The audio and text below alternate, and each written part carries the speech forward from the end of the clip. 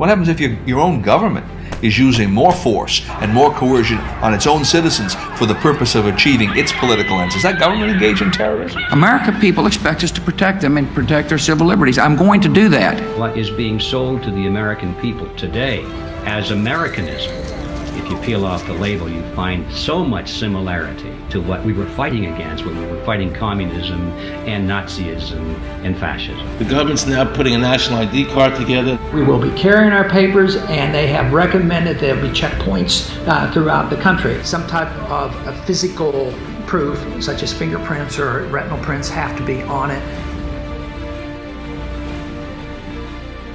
Desires of the people really have no consequence. They go out and they vote. Doesn't make any difference which candidate they elect. Mr. Curtis, are there programs that can be used to secretly fix elections? Yes. This is absolutely Orwellian. I mean, it's talking about Big Brother looking over your shoulder at absolutely everything you do. There is no constitutional basis for a tax on the wages of Americans living and working in the 50 states of the Union. Period. End of argument. If Americans just learned that the IRS was actually knowingly deceiving them, that would be enough for them to rise up and put a stop to it. You caught me unprepared. I'll come back. Well, I don't want to do that. There had to be a law, right? Where is the law?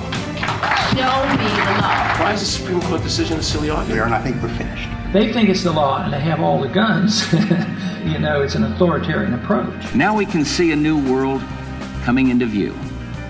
A world in which there is the very real prospect of a new world order. The latest technology for identifying people when they make purchases is actually the implantable chip that you can actually embed directly into human flesh. Can a microscopic tag be implanted in a person's body to track his every movement? You will rule on that, mark my words. A chip in everybody would be the universal monetary system par excellence, because there'd be no escape from it. Americans have been taught to expect their salvation from government instead of recognizing government as the most dangerous threat they'll face in their lives.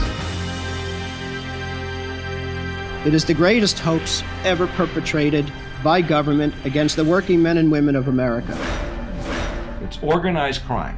All you do is you call the Republicans the Genoveses, and you call the Democrats the Gambinos.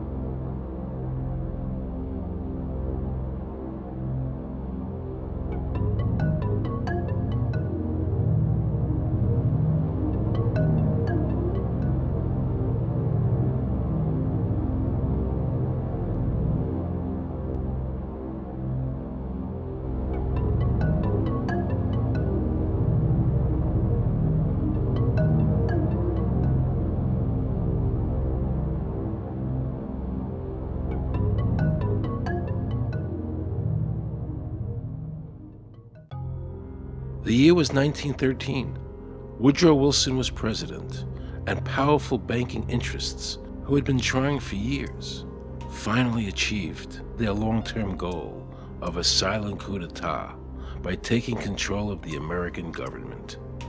The first thing they did to accomplish their takeover was convince Secretary of State Philander Knox to lie to the American people and tell them that the 16th Amendment, the Income Tax Amendment, had been legally ratified by the states when it was not. The bankers knew that this tax would ultimately end up in their pockets. Because of this fraud, the American people were led to believe there was now a tax on their labor. Congress and the President are completely aware of this fraud, and it was even cited in a recent court case.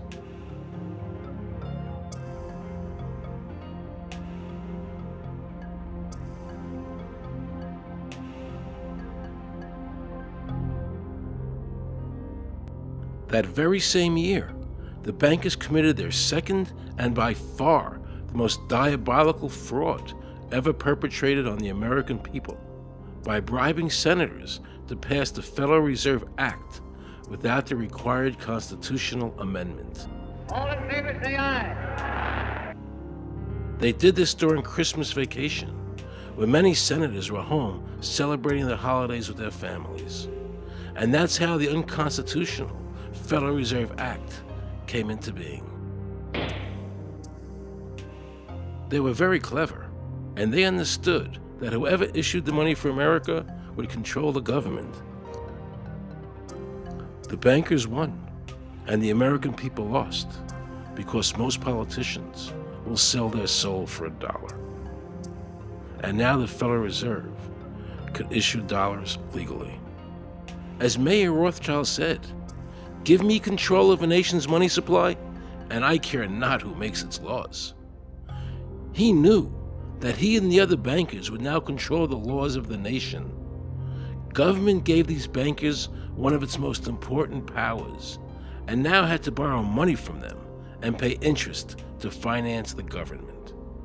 So the American people were forced to lower their standard of living and pay a graduated income tax to the government, just so the government could give these bankers more profits. President Woodrow Wilson, who signed the Federal Reserve Act into law, later said, in regret, "I am a most unhappy man. I have unwittingly ruined my country.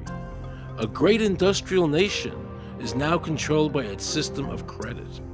We are no longer a government by free opinion, no longer a government by conviction and the vote of the majority, but a government by the opinion and duress of a small group of dominant men." The Federal Reserve was created by Congress in 1913, and it was entrusted with the power granted originally to the Congress by the U.S. Constitution to coin money and regulate the value thereof.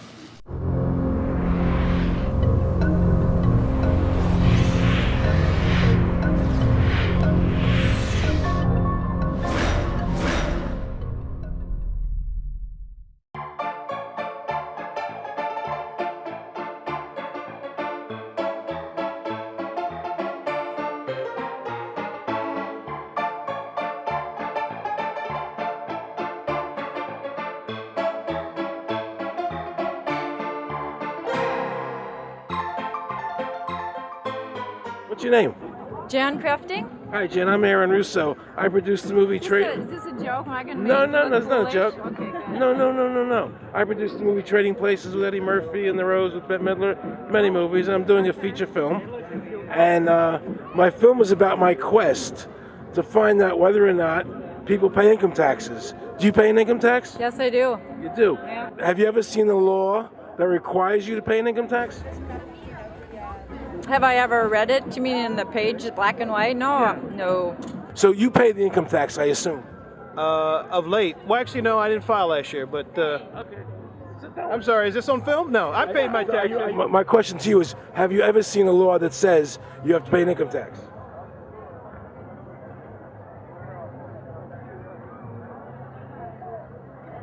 The law is that guy that wears that badge and a gun. That's the one that puts you in jail. That's the law. Actually, I can't stand the IRS. Okay. They're evil. Do you have any fear of the IRS? Not really, because I'm Canadian. I think it's actually unconstitutional, is what I've heard. Right. But to avoid any hassle, I pay it. If there was no law and I wasn't afraid of them coming and taking me to jail, absolutely, I wouldn't pay taxes. Okay, then no, I wouldn't pay income taxes. It's a no-brainer. You wouldn't pay it. I wouldn't pay it. Why would anybody? Because that's what they tell us we must do, else we're bad Americans. Would you pay it? No. Would you pay it? No. Why would you pay taxes if you're an actor? The income tax is not legal because it would be a direct tax and it is not apportioned as the Constitution demands. If it's against the Constitution, then why are we doing it?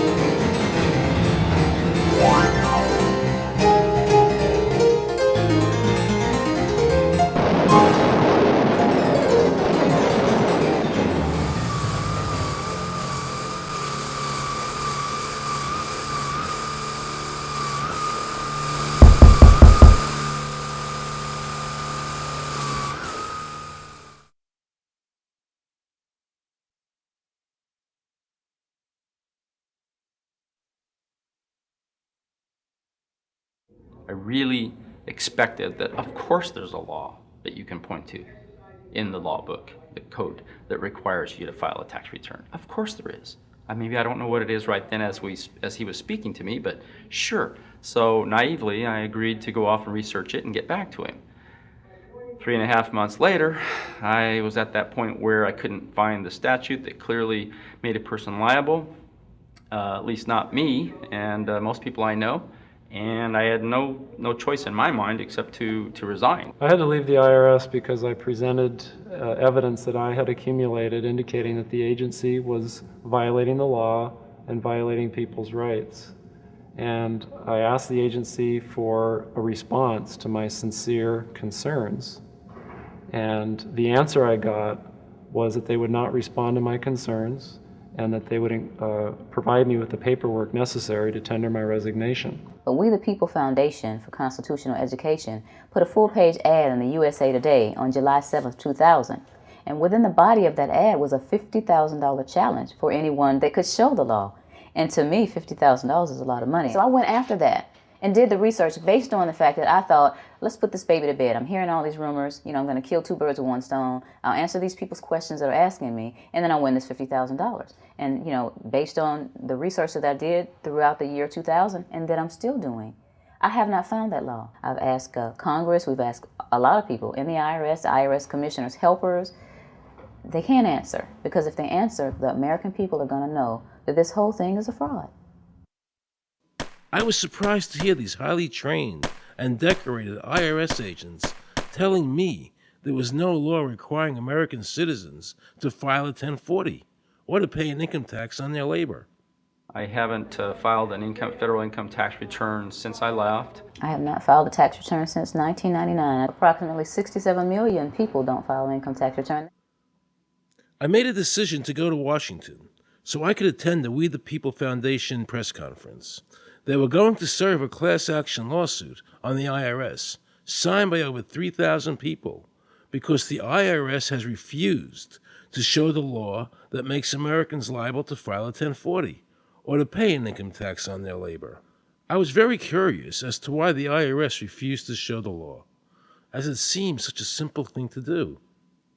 Yet I was skeptical about the Foundation's claims. There had to be a law, right? We've all been told over and over and over again that we had to pay income taxes. No answers, no taxes. No answers, no taxes. No answers, no taxes. Most people believe that the income tax system is legal and that the revenue from the tax is used in the public interest. However, there is a substantial, conclusive body of evidence that proves that our income tax system represents the most pernicious form of tyranny. It is the greatest hoax ever perpetrated by government against the working men and women of America. American citizens, along with the Foundation, have been asking the IRS to specifically provide them with the underlying legal foundation upon which they administer and enforce the personal income tax laws in our country. At the national level, when people would attempt to contact somebody of a much higher authority, say the commissioner, same kind of thing. They would get answers that were in effect non-answers. There are a group of people standing outside today who assert that no law requires you to pay taxes and that you will not answer their petition to the government as to whether they're required to pay taxes. Are they required to pay taxes? I've been paying my taxes ever since I had my first job, and I think it's a fundamental construct of our nation that those of us who expect and demand the services from our government that the government provides, be they the protection of our country through the military, or be they the education of our children, or be they the protection of our environment, that we must pay for those services. So yes, I think there is a fundamental obligation, and that it's an understood and well accepted one.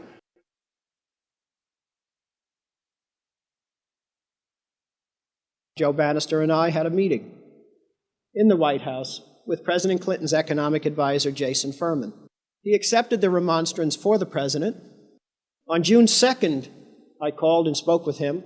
His words were, We have decided that the issue of the legality of the income tax is not a high priority matter for the White House, and we will not be participating in any conference on the subject.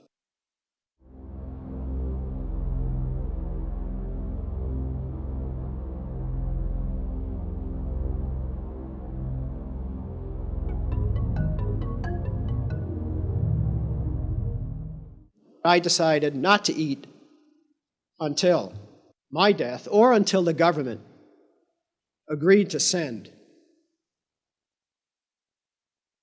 their experts to meet with the experts from the tax honesty movement. And with the help of Congressman Bartlett, a deal was made. I'm very pleased that through these several trying weeks and now months, that we have secured the agreement of the IRS and the Justice Department, because some of the questions are beyond the purview of IRS, that they will both attend a public symposium where these issues can be formally addressed. Last Thanksgiving, DOJ and IRS notified Congressman Bartlett that they would not participate. Congressman Bartlett then waited until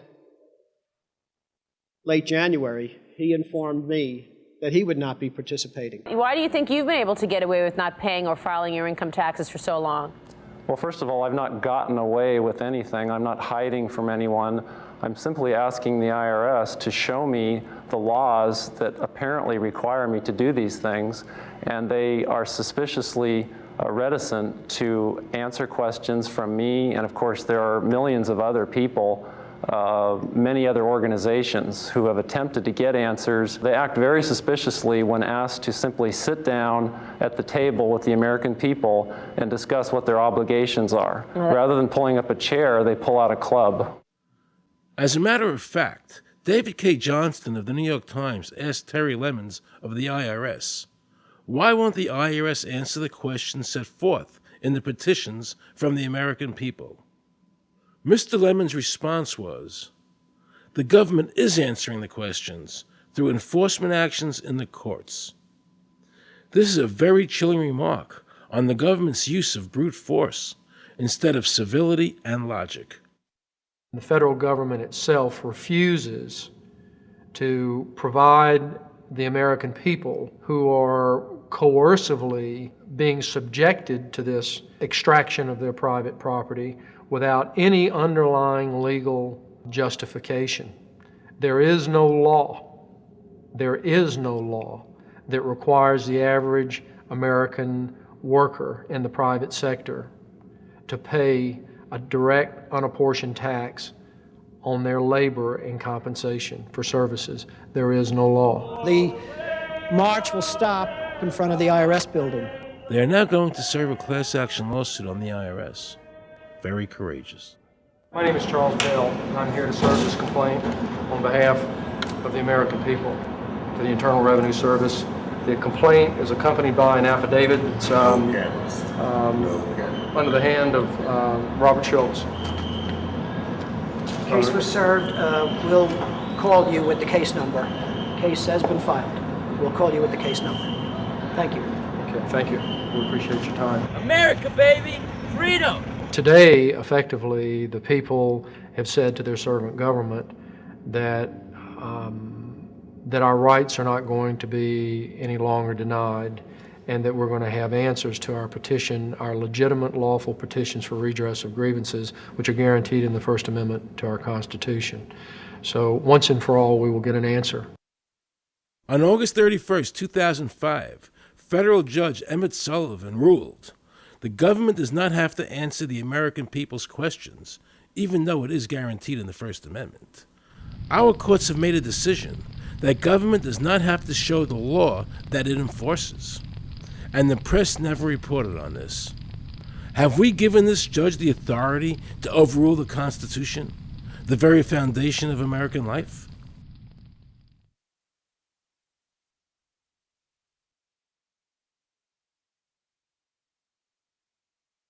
I believe that in both spirit and substance, our tax system has come to be un-American. Death and taxes may be inevitable, but unjust taxes are not. The country's taxes must be fixed, and I know what to do with it. If you think you're paying too much now, just wait till I get through with it. Now, Mr. Hanley, I'd like to ask you something. What does the government do with all the money we give them in taxes? When President Reagan was elected, one of the first things that he did was appoint a blue ribbon panel of business people headed by Peter Grace, and is commonly referred to as the Grace Commission. And their job was to research all the various areas of the federal government and make a report. One of the quotes from the Grace Commission is, 100% of what is collected is absorbed solely by interest on the federal debt. All individual income tax revenues are gone before 1 nickel is spent on the services taxpayers expect from government. If we pay the salaries of the congressmen and the senators, we're supporting them, aren't we? Well, yes. Yeah. Well, then why can't we list them as dependents and deduct them? We've been brainwashed. People have been told, that you need this income tax system to fund government, which is absolutely ridiculous. I mean, my question is, well, if that's true, how did we fund government from 1776 to 1913? The main purpose of the income tax is not to raise revenue, but to redistribute wealth and to control society. A lot of people might say, well, gee, if there wasn't an income tax, what would happen to education? They don't understand that education is paid for the most part, out of state and local taxes, your property tax. People might say, well, how are we going to build and maintain our highways if there's no money coming into the government? We need our highways. There is a tax on every gallon of gasoline that people buy. Proceeds from the income tax do not pay for highway construction. The amount of money that we spend on defense is exactly equal to the amount of corporate income tax, which is quite legal and quite constitutional. I think we should not want the income tax for several reasons. One is that it is the instrument of totalitarianism. It is the means by which the government can manipulate people and put you into a condition of servitude. Every year you give the federal government a form that says, here's how all my money worked. If you lie, you could go to prison. So you're required to give them a financial statement that under, the force of law could put you in prison if it's not impeccable, right? And under the law, they're supposed to do the same. They're supposed to give you back a financial statement that says, here's what we did with your money, except you comply and they don't. In fiscal 99, the Department of Defense had 1.1 trillion of undocumentable adjustments.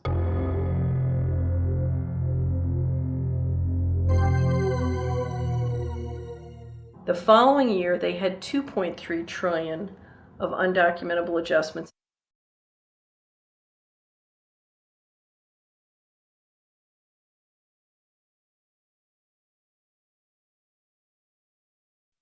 I decided to call the IRS. I spoke to Anthony Burke in Media Relations. He was very nice to me, and I explained to him that I was an award-winning film producer and that I was doing a documentary on the IRS. He seemed a bit stunned by this, then explained to me that Commissioner Everson nor anybody else would go on film to discuss the income tax. But he did say he would call me back. I thanked him for that, but I couldn't help wondering, why was the government making it so difficult for people to see the law? So I decided to bring my crew down to the IRS building to see if I could find some employees to interview. And here's what happened. I said you cannot film here, that's it. Who are you to tell me I can't film here? What's the law? Just tell me where the law is that says that. Can you show me the law that says I can't film here? Is America a free country? I told him they couldn't film here, and he's asking 9 million questions. I told him that's a federal government law. Hey, I told him he couldn't film here. He's telling me he's a citizen and all that. So I told me I couldn't film him. I'm saying, where's the law that says I can't film here? And I'm asking another question, sir. Then Homeland Security showed up, because I was such a threat to Washington. You got a driver's license up? Yeah, I do. Put that away for me. After convincing Homeland Security I really wasn't Osama bin Laden, I kept wishing the IRS would allow me to interview somebody. Why wouldn't they show the law? What were they so nervous about? I began to have a frightening thought. What if it was our own government we had to be afraid of? With that disturbing thought in my mind, I went to see a group of tax experts. You can look through the statutes and look for the law that requires you to pay. And when you do that, you can't identify a law that requires the average person in America who earns a wage and works in private business to pay an income tax. The Constitution allows for two kinds of taxes. They're called direct and indirect. The federal government in the Constitution can tax almost anything, as long as it apportions the tax if it's direct.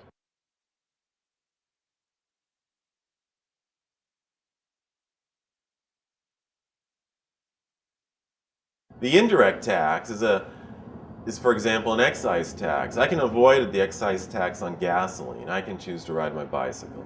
I can avoid the excise tax on tobacco. I can choose not to smoke, or I can grow my own tobacco.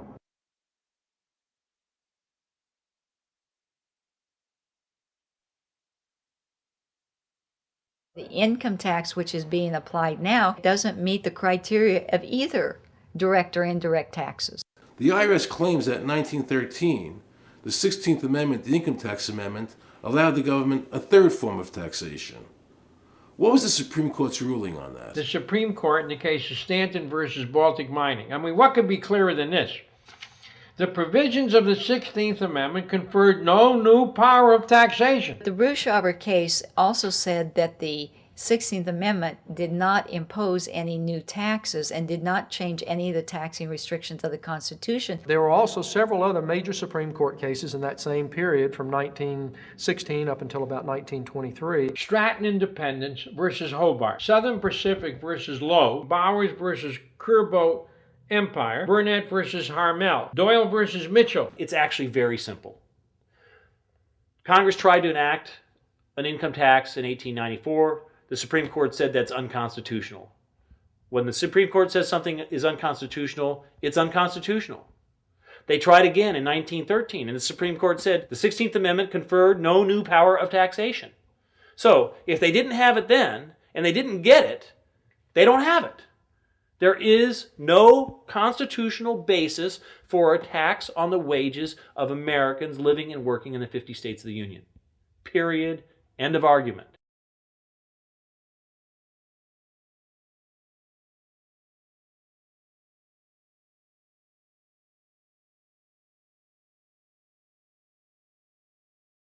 I have a letter here from Daniel Inouye's office of the United States Senate that says, based on the research performed by the Congressional Research Service, there is no provisions which specifically and unequivocally require an individual to pay an income tax. Period. End of story. There is no law, and to date, nobody has been able to show that there is a law for the average American citizen working day in and day out to pay an income tax. The definition of income in the Constitution was given in the Eisner versus Macomber case, and it turns on gains or profits that are made from some activity. Doyle versus Mitchell, 247 U.S. 179, 1918. Here's what he said. The idea of gain or increase arising from corporate activities. In other words, it doesn't mean wages, it doesn't mean dividends, it doesn't mean alimony. It means a gain or a profit arising from corporate activity.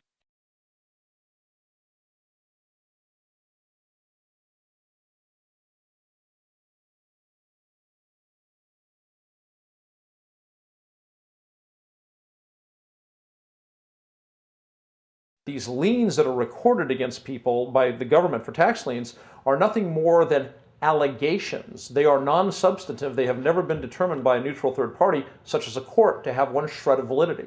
If you ever get a notice of an audit or anything else, the first thing you should do is a Freedom of Information Act request for records that they're using to substantiate or justify the audit. There is nothing in the Internal Revenue Code that creates any such thing as an income tax evasion or crime. There's nothing in the code that allows IRS agents to seize property. The government is involved in judicial blackmail.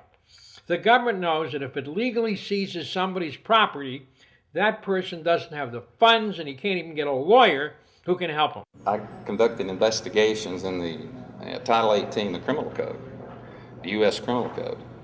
And in there, the statutes and the regulations are very specific as to what's violating the statute. In the Internal Revenue Code, Title 26, there's nothing specific in there. I mean, even the FBI is feared the IRS. You have to understand that an agency which will unlawfully impose a tax that doesn't exist is not going to care.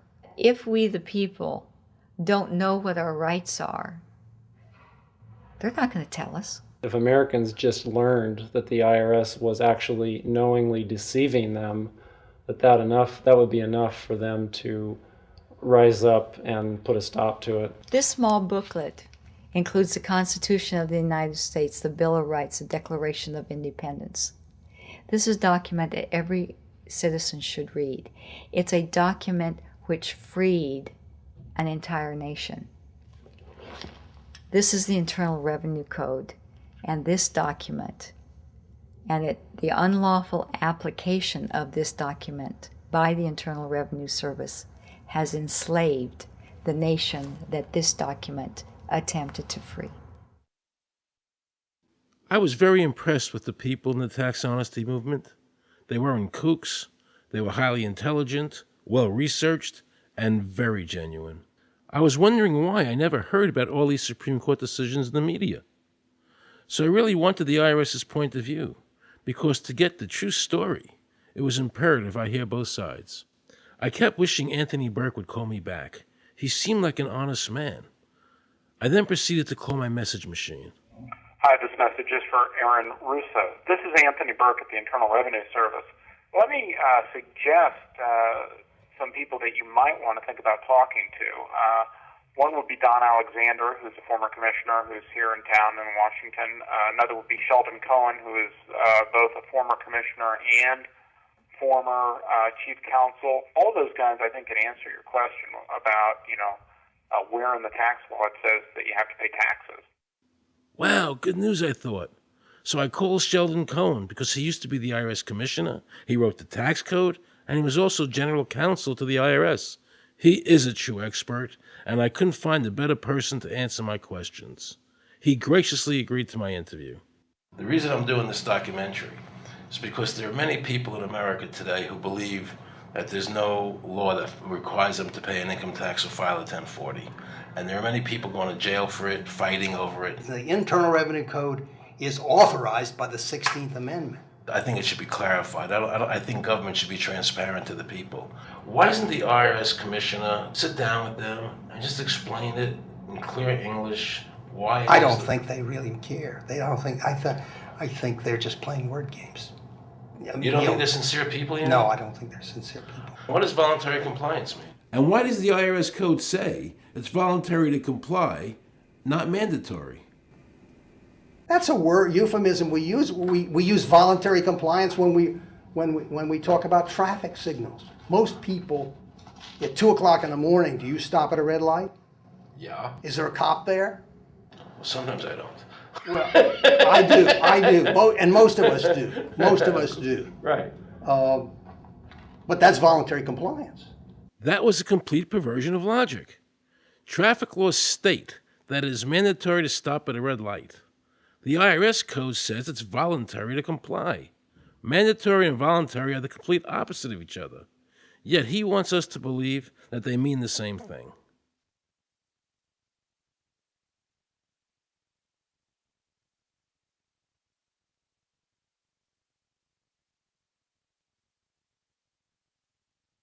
So can the government criminally prosecute somebody of information put on their 1040? Yes. Right, so doesn't that violate the Fifth Amendment? No. But the Fifth Amendment says I don't have to do anything that incriminates myself. Well, it doesn't incriminate you to put your income down. But you said before I could be put in jail for it. The commissioner wants us to believe that although the IRS demands that you fill out the 1040 and you can go to jail for it, that they are not violating your Fifth Amendment rights of self-incrimination. That is absurd. Isn't it true that the word income is not defined anywhere in the Internal Revenue Code?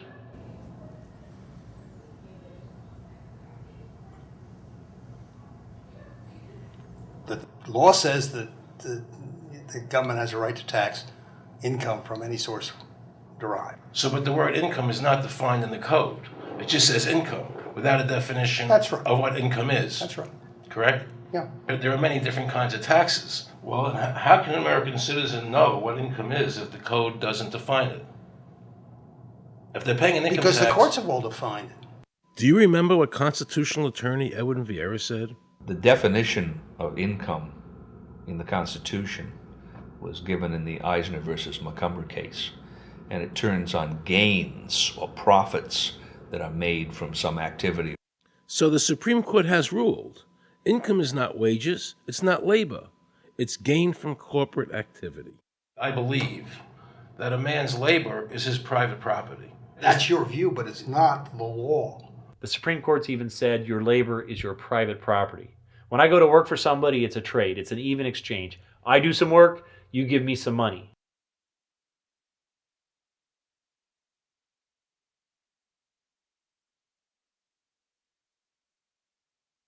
In 1916, we had the Bruce-Shaber case and the Stanton case. And the Bruce-Shaber case and the Stanton case said that the 16th Amendment gave the government no new taxing power. I'm not going to argue the niceties of that with you. And it came up again in a case called Peck versus Lowe, where the Supreme Court said the 16th Amendment did not extend Congress's taxing power to any new or accepted subjects. In other words, if you weren't taxable before the 16th, you weren't taxable after the 16th. Today I interviewed a juror, okay, who sat on a case, and they found the person not guilty for lack of filing, okay? And I asked her why they found him not guilty. And she said because the IRS couldn't show us the law that made him liable to file a 1040. All they need to do, if there is a law, is to show us the law, which of course they never did, And the reason they didn't do it was why? because there is no law. Title 26 requires you to file a return. But doesn't Title 26 have to be in compliance with the Supreme Court decisions? You're going to take a 1920 case and superimpose it on the whole Internal Revenue Code that was written after it? No, that's not. I can't believe what I just heard. Rewind. You're going to take a 1920 case and superimpose it on the whole Internal Revenue Code that was written after it? No, that's not. Remember he said earlier the Internal Revenue Code was authorized by the 16th Amendment? The Internal Revenue Code is authorized by the 16th Amendment. Remember, the Supreme Court said the 16th Amendment did not give the government any new taxing power. These decisions have never been overturned. Let's listen further. Can the lower courts overrule the Supreme Court? No. How are they putting people in jail today for not paying a tax on their labor when the Supreme Court said they don't have to? Doesn't the IRS code have to be in compliance with the Supreme Court? That's my big Aaron, question. this is a waste of time. Well, let me Because whatever I say, you're not going to believe. He's right. I don't believe him. And neither should you. He wants us to believe we should obey the IRS code, which is being enforced in violation of the many Supreme Court decisions. If the Supreme Court made a decision... Thank you, Aaron. I think we're finished. I'm sorry, Mr. Cohen, you're doing that. Well, I'm sorry that you constantly re-argue the point. You're liable because the law says that you're liable, and the courts say the law says you're liable, and that's why you're liable. You see, he's talking about the lower courts, who are not in compliance with the Supreme Court, as they have to be. Doesn't the court have to be in compliance with the Supreme Court? The Supreme Court has so held. Where? You caught me unprepared. I'll come back. Well, I don't want to do that. But let me ask you a hypothetical question. No. You're making silly arguments here. Why is the Supreme Court decision a silly argument? Well, because it's inapplicable. That made my heart stop. He just said Supreme Court decisions do not apply to the IRS. That's the behavior you would expect from a totalitarian country, maybe China or Russia or Cuba, not from America. They're just making up the law as they go along. Now I knew the tax honesty movement was right. The IRS thrives on intimidation and fear, not by law. It's no different than a criminal protection racket, using force to extract your money from you. Then the former IRS commissioner, now working at a prestigious Washington law firm, threatens me. Watch. Aaron, you understand Yiddish, Cornish helfen. For those of you who don't understand Yiddish, that means nothing will help you. Now it all became clear. I understood why the IRS wouldn't go on camera and talk about where the law was. I understood why all the senators I called refused to be interviewed. There is no law. And now you know what our political leaders and the courts have known for decades and have tried to cover up. The United States Constitution strictly forbids a direct, unapportioned tax on the wages and salaries of American citizens. The United States Supreme Court has consistently ruled that the income tax is a tax on profits and gains, not on labor and wages. On behalf of the American people, I challenge the IRS to show me a statute that allows a direct, unapportioned tax on the wages and labor of the American people. And if I'm wrong, I will give my most humble apologies to the IRS. If the IRS is wrong, and there is no law, then every person who's been jailed should be let out of jail immediately, and any assets seized should be returned to their rightful owners. If this is a nation of laws and a free country, then the IRS should show the law to the American people. I felt an overwhelming need to understand why juries were finding innocent people guilty of not filing a tax return when there was no law requiring them to do so. So I went to talk to Marcy Brooks, a juror who used her common sense and did not allow the judge to railroad the jury into a guilty verdict.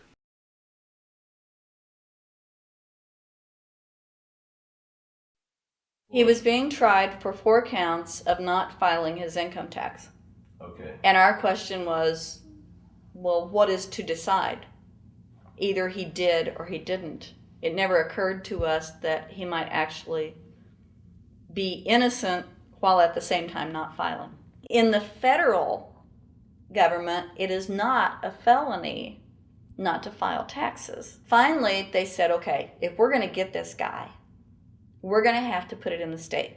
They called up the IRS agent, Agent Craner. Craner? Yeah. Robert Craner? Mm-hmm. This is Ken Doherty. He's also an investigator with the Illinois Department of Revenue.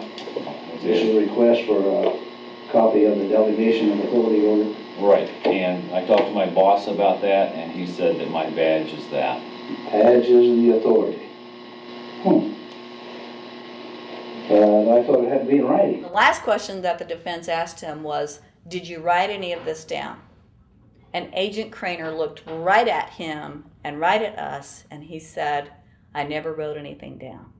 And yet when we saw the video, there he was, writing notes, you know. And so I'm thinking, okay, at this point, the judge is supposed to say, Agent Craner, it is clear that you have committed perjury. It wasn't even noticed. It finally came to the climax. Mr. Harrell looked right at the prosecutor, and he said, I will tell you the same thing I have told over and over again to government officials. You show me the law that requires me to file a tax return, and I'll be glad to do it. And again, I asked, under what is the requirement that you claim under the Private Duty stuff? And the requirement under the regulations is what section? My question to you is, what particular act are we discussing here that I am liable to do these things that you claim I'm liable to do? Your exact question would be again? Okay, what is the section that what? But I guess I'm still not understanding your question, Mr. Harrell. Well, you must be familiar with what that you have the police powers to enforce. Yes. The prosecutor absolutely ignored him. And he started slandering Mr. Harrell. Just started attacking his character. They're calling us tax cheats, they're calling us fanatics, they're calling us weirdos. I don't care what you call me, but I have one question. Where is the law? Show me the law. They can't let this turn into a rational debate, because if they do, they lose it. So they have to insult people and say it's frivolous. We felt like that there was an overall arrogance and that they were railroading Mr. Harrell. and wanting us to participate. Judge Coogan.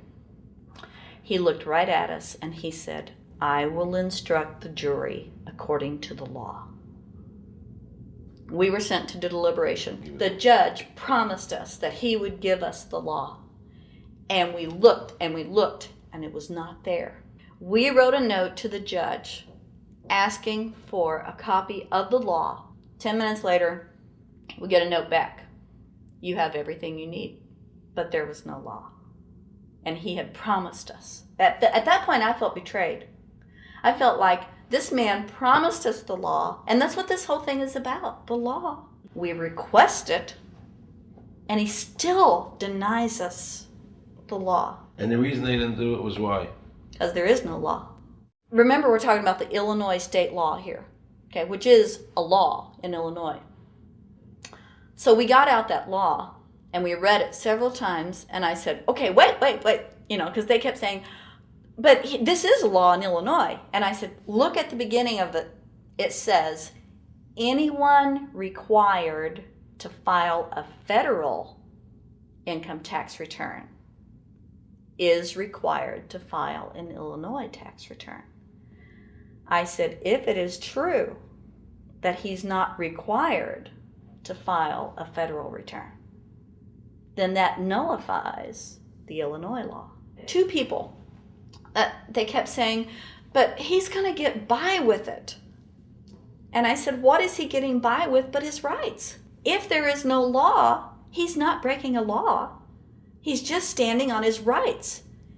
Are we going to deny him that? That's when this one juror sat back and kind of rolled his eyes and he said, you mean we don't have to pay taxes?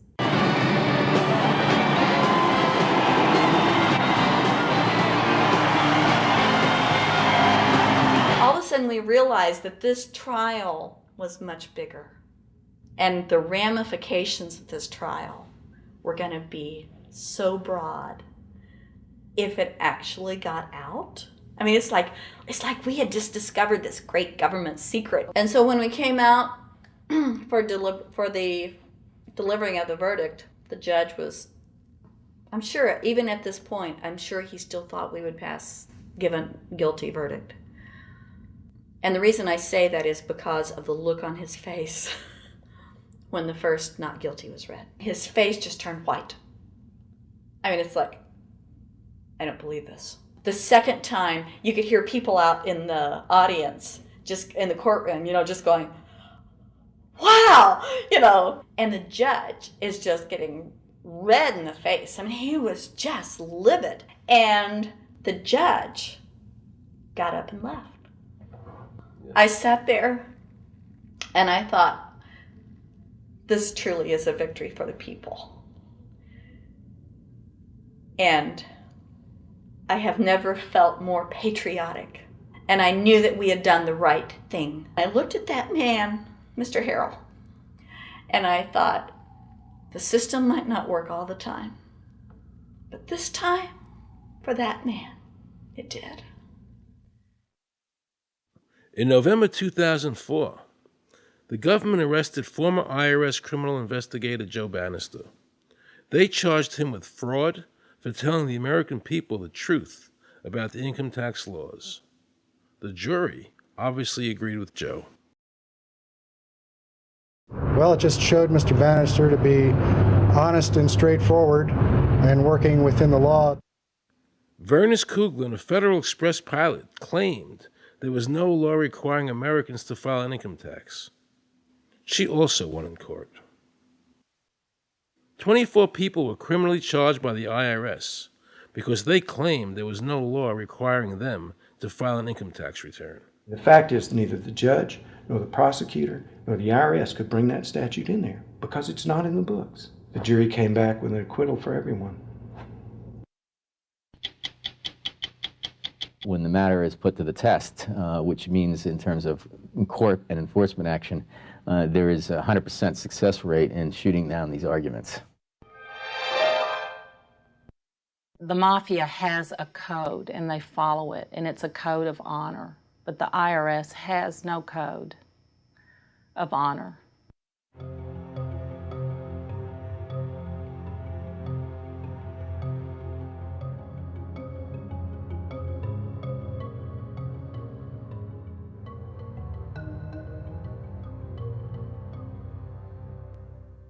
Meet Judge Dawson, a federal judge presiding over the Irwin Schiff tax case, who denied Irwin the ability to prove to a jury that there was no law requiring Americans to file an income tax return.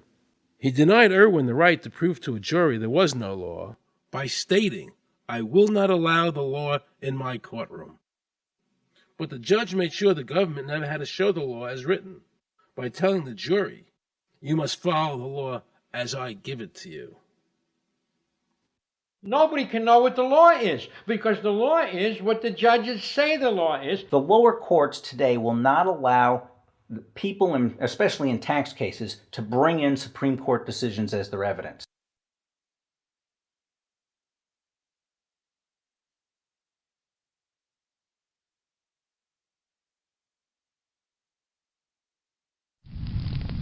Here we have a federal judge railroading an American citizen by saying Supreme Court decisions are irrelevant. And again, nothing from the press defending our freedoms.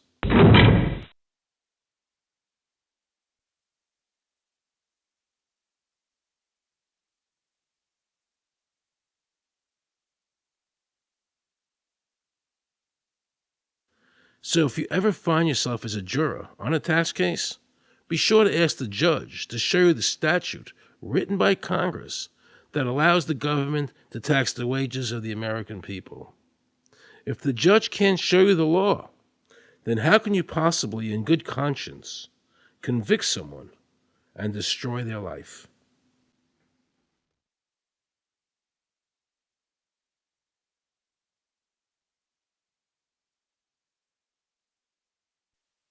Let's see how the IRS treated one of America's greatest heroes, and someone I cherished as a child.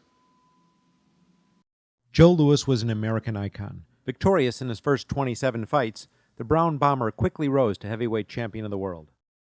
His 1938 knockout of German Max Schmeling, who represented Hitler's Aryan ideal, earned him the admiration of millions of Americans. Is watching carefully. Louis measures him right to the body, a left hook to the jaw, and Schmeling is down. The count is high. Right after Pearl Harbor was bombed, Joe had a title fight where he donated his fee to Navy War Relief.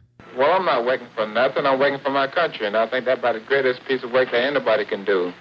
Well, I certainly agree with you for that, but you're turning over an awful lot of money. Well, we all turn over a whole lot for this country at this time. Joe volunteered for the segregated army and defended his title while in the service, this time donating his normal fee to Army Relief. I'm only doing what any red-blood American would do. Since the checks were in Joe's name, the IRS taxed him on their full amount, even though he never saw a penny of it. At the end of the war, Joe was awarded the Legion of Merit. But what most people didn't know was that the IRS was charging him $50,000 a year in interest alone on his debt. When Joe's beloved mother died, leaving him $600, the IRS immediately seized it. They also confiscated all of his children's trust funds. Joe was forced to continue fighting until he was 37 and out of shape, just to pay off his ever-mounting debt to the IRS, which grew to $1 million, $100,000 a year just in interest. At the end of his life, Joe was forced to become a greeter at a Las Vegas hotel just to make ends meet.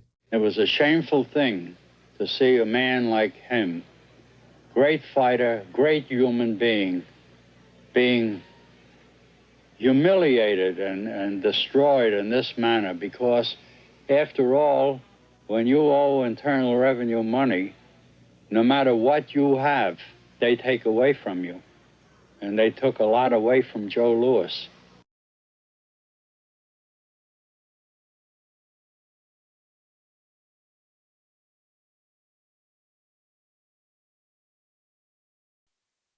I made a decision to drive to Virginia Beach from Washington because I had heard stories about two law-abiding families who had been brutalized by the IRS. They were falsely accused by their bookkeeper of being drug smugglers and tax cheats. And incredibly to me, without any investigation, the IRS proceeded to raid their place of business and their homes, even though they had done absolutely nothing wrong. On Saturday morning, 4 different raiding parties proceeded to raid 4 locations on a Saturday, the day before Easter. I was the manager on duty, and I was up in the deli, and people came through the door. How many came in the door? Maybe about 15 or 20 people. 15 to 20 armed agents. With dogs, with guns. They made me get everybody they went in the kitchen, they went in the deli, they went all over the whole restaurant, told all the customers, took forks out of their hands while they were eating their breakfast, and told them they had to leave. I got the frantic call from Edie, and she said, something wrong. So anyway, I jump out of bed, and I immediately run to the shower. I'm in the shower, and the next thing I know, I hear my son yelling, "Dad!" I went like this, and boom, I'm slammed against the door and I fall down with the gun in my head. And they're like, "Where's Scotty Miller?" And I'm like, "Dad!" That's all I'm doing is yelling. I'm scared, frightened to death. And then the next thing I hear is Mr. Miller, the shower curtain is jerked back. I've got a gun pointed at my head. Hold it right there. The screams from the little girls who were at a pajama party with my daughter. There was 4 little girls there with my daughter. Of course, mayhem. There were about 3 men in my bedroom with huge guns. He followed us and wanted to watch us get dressed, and I tried to shut the door, and he puts his foot in the door, like he's going to sit there and watch us change our clothes. And I was like, "Excuse me, no." My neighbors now are all standing out. Were you still naked? Well, they handed me a towel at that point. I had a towel wrapped around me. Did the towel fit? No, hardly. Hardly. At this point, they were talking about weapons, and, and I mean, it's crazy. I mean, they're looking everywhere, going through all my drawers. And I reached for my underwear drawer to get some underwear. They said, "Don't touch anything." Boom. And they're locking their guns up. They're, "Hold it right there. Don't move around. Don't move. I'm going, whoa. I said, "I'd just like to get some underwear on here, I said, I got women standing here. They keep everything. How did you conduct your business if the IRS took everything? We had to do it out of a shoebox so we could keep going because we requested these things, and I'm told that the government's really not, once they do raid and so forth, they're supposed to at least let you, until you're charged with something, continue your business. This wasn't the case. They kept everything. So you were never even charged? Absolutely not. Charged with what? And when you speak IRS, the whole world shrivels up. The whole world gets fearful to a point where let's not talk about it. I testified in front of Congress. I would like to know why this dark entity known as the IRS has come into my life and refused to leave. I raised my children with a 0 tolerance for dishonesty. And now they must hear allegations that I am a major drug dealer and a tax cheat. A lot of people out there being abused, and a lot of people saying, "Look, I'll pay it. Just go away. Just go away." When all that happened, we had to file bankruptcy. We've had cars taken away from us, kept my daughter from going to college. Do they ever think about the lives that they just destroyed? They think about the ruination of homes and property? No. In this case, we would have never thought this could happen to us. We've never done anything wrong. How can this happen in America when, in my case, personally, I thought that I was doing everything right? I've served my country. I've been to college. At least I've done something in my life. I got a speeding ticket one time. I paid my taxes for 40, 50 years, whatever it was. I've never been audited. What happened here? I had this really uncomfortable feeling in the pit of my stomach as I was thinking to myself, how did America transform itself from being a truly free country with a servant government where our individual rights were protected by our Constitution to being a country that talked about being free but really wasn't? The change started when the Federal Reserve came into existence and America adopted one of the major planks of the Communist Manifesto by bringing to America this central bank. The very same people that backed the Federal Reserve System also backed the graduated income tax, a second plank from the Communist Manifesto. You know that the Federal Reserve is a private bank and not a government agency? No, I wasn't aware of that. It's a private bank? That would scare me quite a bit. What if you learned that the Federal Reserve makes money off the taxes you pay? How would you feel about that? Angry. like I'm feeling right now. I would feel cheated by my government. I'd be angry. It kind of sucks. They're pretty much in control of everything. I decided to drive back to Washington to see Dr. Ron Paul. He had been a congressman for over 20 years. I had met him previously in 1998 when I was running for governor of Nevada, and I knew him to be an honest and sincere man, and I thought he'd be very helpful in letting me know what the future holds for the American people. Who owns the Federal Reserve? It's secret, and we can't find out what's happening. But the Congress created it, and it's not authorized in the Constitution. The government borrows money from a private corporation using the name Federal that prints United States on it, and then it pays back to the Fed, which is owned by private banks. We don't know who all those private banks are. The money that the government is paying back to the private bankers is the money that comes from you and me. Why in the world would the American government borrow money and pay fees on it when it has the authority to make the money itself interest-free? The Federal Reserve is no more federal than Federal Express. I've never seen a full list of ownership for the Fed. I don't think anybody has. The government works for a private bank, and the private bank works for its owners, the true masters. People talk to me about, the issue of Republican versus Democrat, as if they don't get it. And I say, look, here's the way you get it. It's organized crime. All you do is you call the Republicans the Genoveses, and you call the Democrats the Gambinos. The people at the top, they treat it like a crap game, like it's their crap game, like they're making lots of money. Occasionally somebody at the table shoots each other, but the moment anything threatens their crap game, they all unite to protect it. They're both controlled by the same financial, economic, and corporate interests. Once the banks get into the picture and they form a partnership with the government gives them the legal power now to create bank-issued money backed by the coercive power of government to require everybody to accept that bank money. In the course of the last century, they have converted this nation from a nation of independent freeholders to a nation of employees. And they're just one step away from being serfs. Most people spend the great bulk of their money for taxes, interest, and inflation. And all of that money goes to these two groups that comprise the cartel and their partner, the federal government. It's not a coincidence. So if Congress used its legal authority to shut down the Federal Reserve System, the American people would be much better off. Government should create, issue, and circulate all the currency. Creating and issuing money is the supreme prerogative of government and its greatest creative opportunity. Adopting these principles will save the taxpayers immense sums of interest, and money will cease to be the master and become the servant of humanity. Abraham Lincoln.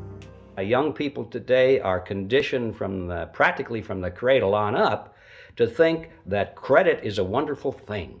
You don't want to damage your credit. You want to do what you can so that you can go to the bank and get a good loan. There are no people who own their own property, who own their own houses, who own their own business, who finance their own business. They're only debtors. The average young person today has no concept that he's being drawn into a web, a trap. Like he's in the feudalist system, only he's going to like it. He's going to think, this is wonderful. I got my new red Corvette and I'm in debt for the rest of my life, but I'm looking good. A decision was made. Let's get all the debt up, let's move the jobs abroad, and instead of re-engineering your skills, we're going to dumb down America, and so the middle class will disappear. Really what most of the people in this country have become is food for the debt machine. When a person borrows money, it puts a noose around their neck and makes them servant to the lender, which is exactly what the Federal Reserve System is designed to do. And now our Congress, so dominated by the banks, is helping them to entrap people even further by passing new bankruptcy laws, making it more difficult for the people to declare bankruptcy and get a fresh start, while at the same time allowing the banks to charge very high rates of interest. This is the way the Democrats and Republicans, working with the banks, legally enslave the nation. The credit card industry is a huge political contributor. And unfortunately, a certain number of... It just seems so, like I say, just bald. You know, this idea that credit card industry gives a lot of money to the government so they will protect them even to the just abject disinterest of their own constituents. That happens kind of a lot. The board of directors of the Federal Reserve System is chosen by the president from a list prepared by the bankers themselves. The process of finding a Greenspan replacement is ongoing and is being managed by a small group of people responsible for coming up with a list of nominees. It's important that whomever I pick is viewed as an independent person from politics. If the American people ever allow the banks to control the issuance of their currency, the banks and corporations that will grow up around them will deprive the people of all property until their children wake up homeless on the continent their fathers conquered. Thomas Jefferson. So the Federal Reserve is actually an illegal entity functioning within government. It's illegal, and what we have given to this so-called agency is the authority to counterfeit money. Do you have any points of view about the Federal Reserve and how the Federal Reserve operates? They just enter something on a computer. Oh, you need 20 billion today. Here's 20 billion, but they got that out of thin air.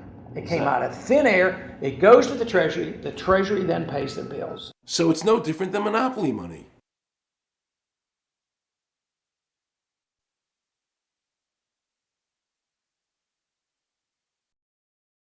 The cost of living is so high today because the Federal Reserve and the federal government have destroyed the purchasing power of the dollar. The dollar today is actually worth about 4 cents, despite the fact that the government, the Federal Reserve, and the media keep telling us that they're protecting the value of the dollar. This is a lie. All countries who have ever attempted to create money on thin air, the currency is eventually destroyed. Why did we give a monopoly of creating money out of thin air to a private corporation? The result is exactly the same as if someone were picking your pocket every year, because that's exactly what they're doing. Originally, paper was a receipt which is used as evidence that the money exists. Over the years, of course, the government has disconnected the paper from the actual tangible substance, which is money. So now we have a piece of paper which is evidence of nothing. In the past, people were able to take their receipts, the paper, to the bank and get the real money, the gold, in exchange for the receipt. This limited the amount of money that could be printed, thereby protecting the purchasing power of your savings. You don't have to worry. That's good, because I work 3 jobs and I feel like I contribute. You work 3 jobs? 3 jobs, yes. Uniquely American, isn't it? I mean, that is fantastic. In the absence of the gold standard, there is no way to protect savings from confiscation through inflation. There is no safe store of value. Gold stands as a protector of property rights. Alan Greenspan, before he went to work for the Federal Reserve System. Now Alan Greenspan and the other central bankers want you to believe that the receipt, the paper, is the real money. This is nothing more than sleight of hand. It's a magician's trick. Because for them to maintain control over the government and the people, they have to convince you that this paper is really money. Because that is the essence of their power and our powerlessness to maintain control over our own government.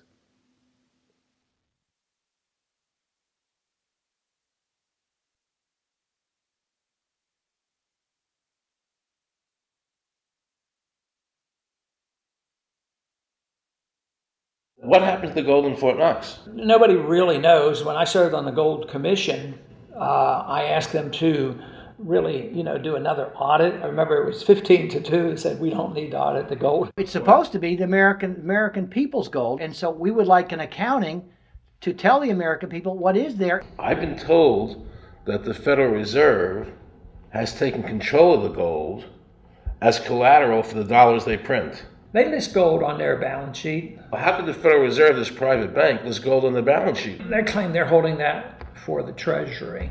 So that puts private bankers in control of the American gold. They could have taken all of America's wealth That's a possibility. Shouldn't the Congress stand up and say, where is the American people's gold? They're not audited. They control the money of America, and it's not audited? There is no audit. Oh, wait a second. Doesn't the Federal Reserve work underneath the Congress? Congress ignores their responsibility to do any oversight. The president really has no control, nor does the Congress have any control over this cartel. It just has the appearance of control. In the final analysis, the Federal Reserve bankers, with the help of the Democrats and Republicans in Congress, have swindled the American people. They have taken the true wealth of America, the gold, and given us a piece of paper in return. And again, not a word from the press. These frauds are going to continue until Congress is no longer intimidated by the Federal Reserve bankers, and Congress uses their legal authority to shut down the Federal Reserve System and to stop this loss of our freedoms. Is there a law that requires people to file a 1040? Not explicitly, but it's certainly implied. Well, implied by force. Yeah. But is there a law? I can't cite a law, no, I cannot. But, you know, if they think it's the law and they have all the guns, you know, it's an authoritarian approach. Well, yeah, but that's authoritarianism. Yeah. That's not a country run by law. Do you think America is going deeper and deeper into becoming a police state? And if so, in what ways do you see that as a congressman? Yeah, I think we're moving in that direction because there's not much we can do without permission. The absence of a police state is that people are free, and if you don't commit crimes, you can do what you want. But today, you can't open up a business, you can't develop land, you can hardly do anything. You can't go to the bank, you can't go to the doctor without the government knowing what you're doing. And they talk about medical privacy, that's gone. Financial privacy, that's gone. The right to own property, that's essentially gone. So you have to get permission from the government from almost everything. And if that is the definition of a police state, that you can't do anything unless the government gives you permission, we're well on our way. This is something that people eventually, I hope, will get sick and tired of and say, you know, enough is enough. I sincerely believe the banking institutions having the issuing power of money are more dangerous to liberty than standing armies. Thomas Jefferson. You must understand the Federal Reserve is a cartel made up of the major banks in America, and they are the ones that are running the show, not the federal government.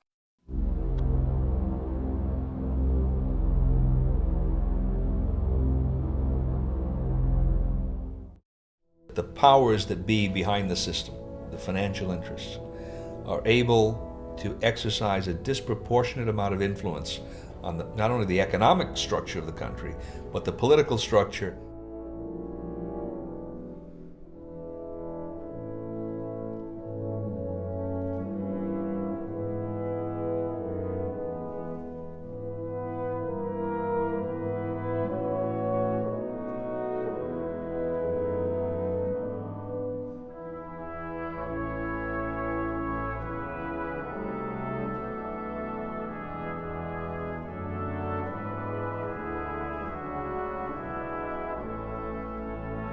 This would be like the ultimate reaching of government into our personal health lives, which would be unbelievable. And not even our government, some, you know, bureaucratic, diffuse, multinational, secretive government.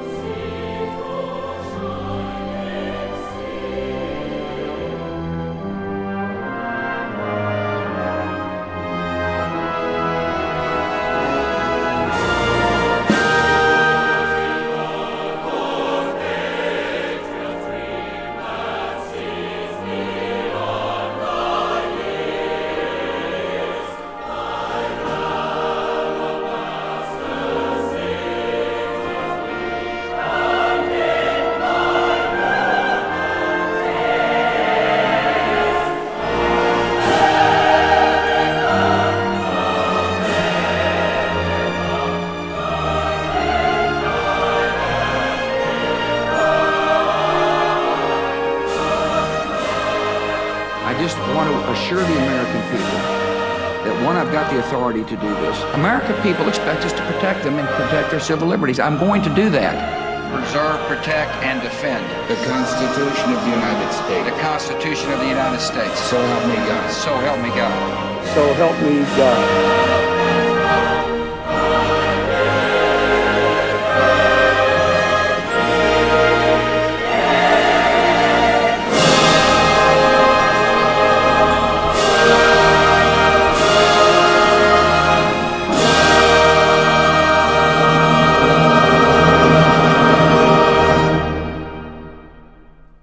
What happens if your own government is using more force and more coercion on its own citizens for the purpose of achieving its political ends? Is that government engaged in terrorism?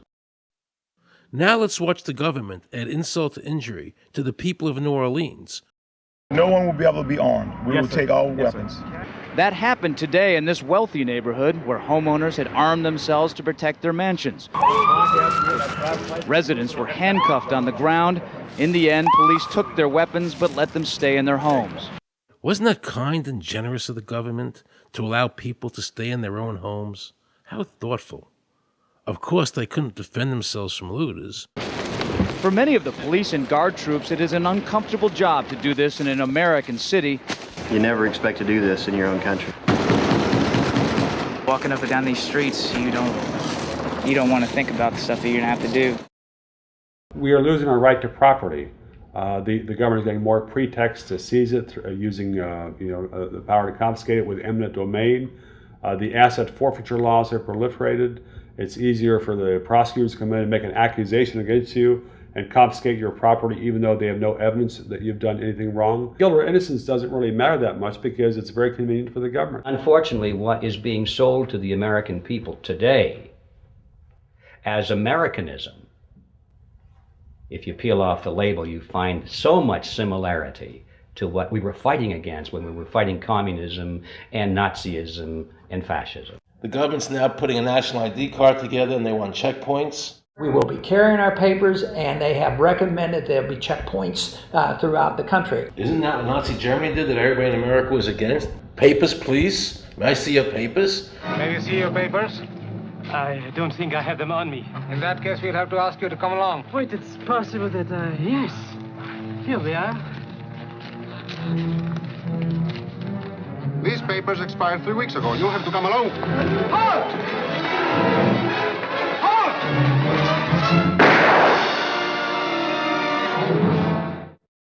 In the new legislation, the national ID card is in it. It takes 3 or 4 pages to describe, and it will be connected with our driver's licenses. The states will be instructed on exactly what they have to do. Social security numbers will be used. Some type of a physical proof, such as fingerprints or retinal prints, have to be on it.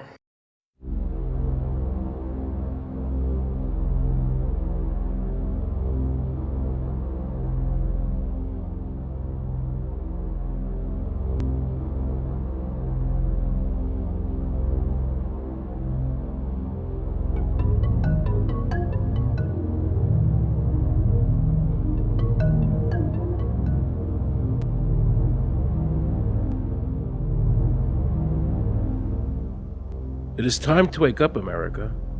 These ID cards are not about defeating terrorism, but they are all about controlling the American people. I arranged an interview with Catherine Albrecht, a leading authority on the RFID chip. Her book entitled Spychips is the definitive book on this subject. I wanted to find out just how dangerous these chips are to our liberties.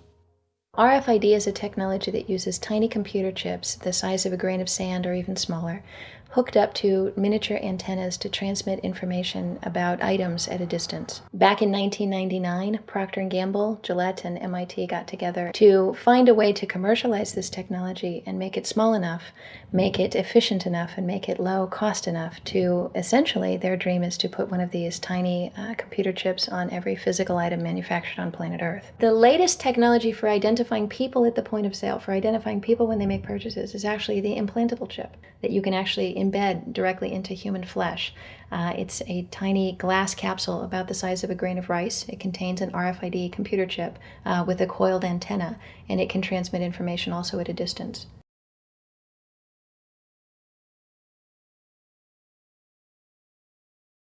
Can a microscopic tag be implanted in a person's body to track his every movement? There's actual discussion about that. You will rule on that, mark my words, before your tenure is over. Homeland Security folks, the Department of Defense and others have expressed an interest in being able to more closely monitor the U.S. populace. And one way to do that, of course, would be being able to determine who buys what and where they take those things.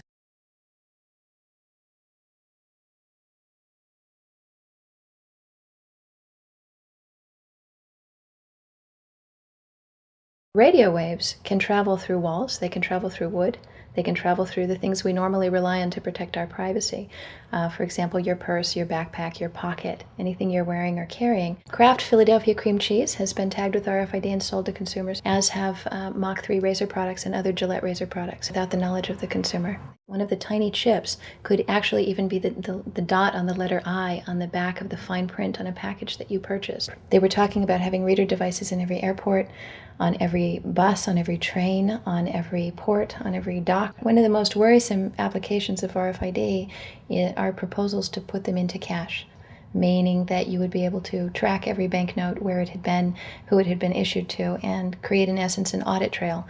That would essentially take away the anonymity of cash that we now enjoy today. The ATM machine itself, as the money came through the roller device, would be reading each number, and they would know who you are because, of course, you identify yourself at the bank before you take money out. And down the road, when you go to pay at a major retailer, it would also be possible for them, as they're putting the money into the cash drawer, to simply feed it through a little reader device. It would go in, it would tag that number and transfer possession from Aaron Russo, say, to Walmart. Once everything you do is tied down to a single number and there is no longer the ability to pay with cash, then all it takes to render you a non-citizen is to simply turn that chip off. You will no longer be able to really participate in any function in society, including buy food. So through the implementation of the Federal Reserve System, the American citizen has gone from being a private individual who had real money, gold, in his possession that was private, to a citizen who has no privacy because all money is now being digitized. They can deduct whatever amount of money they want out of your digits whenever they want. They can trace you whenever they want. You'll be at their mercy. God forbid we allow this to happen in America. This is absolutely Orwellian. I mean, it's talking about Big Brother looking over your shoulder at absolutely everything you do, every purchase you make, every place you go, every company you interact with. All of that would be reported back potentially to the government.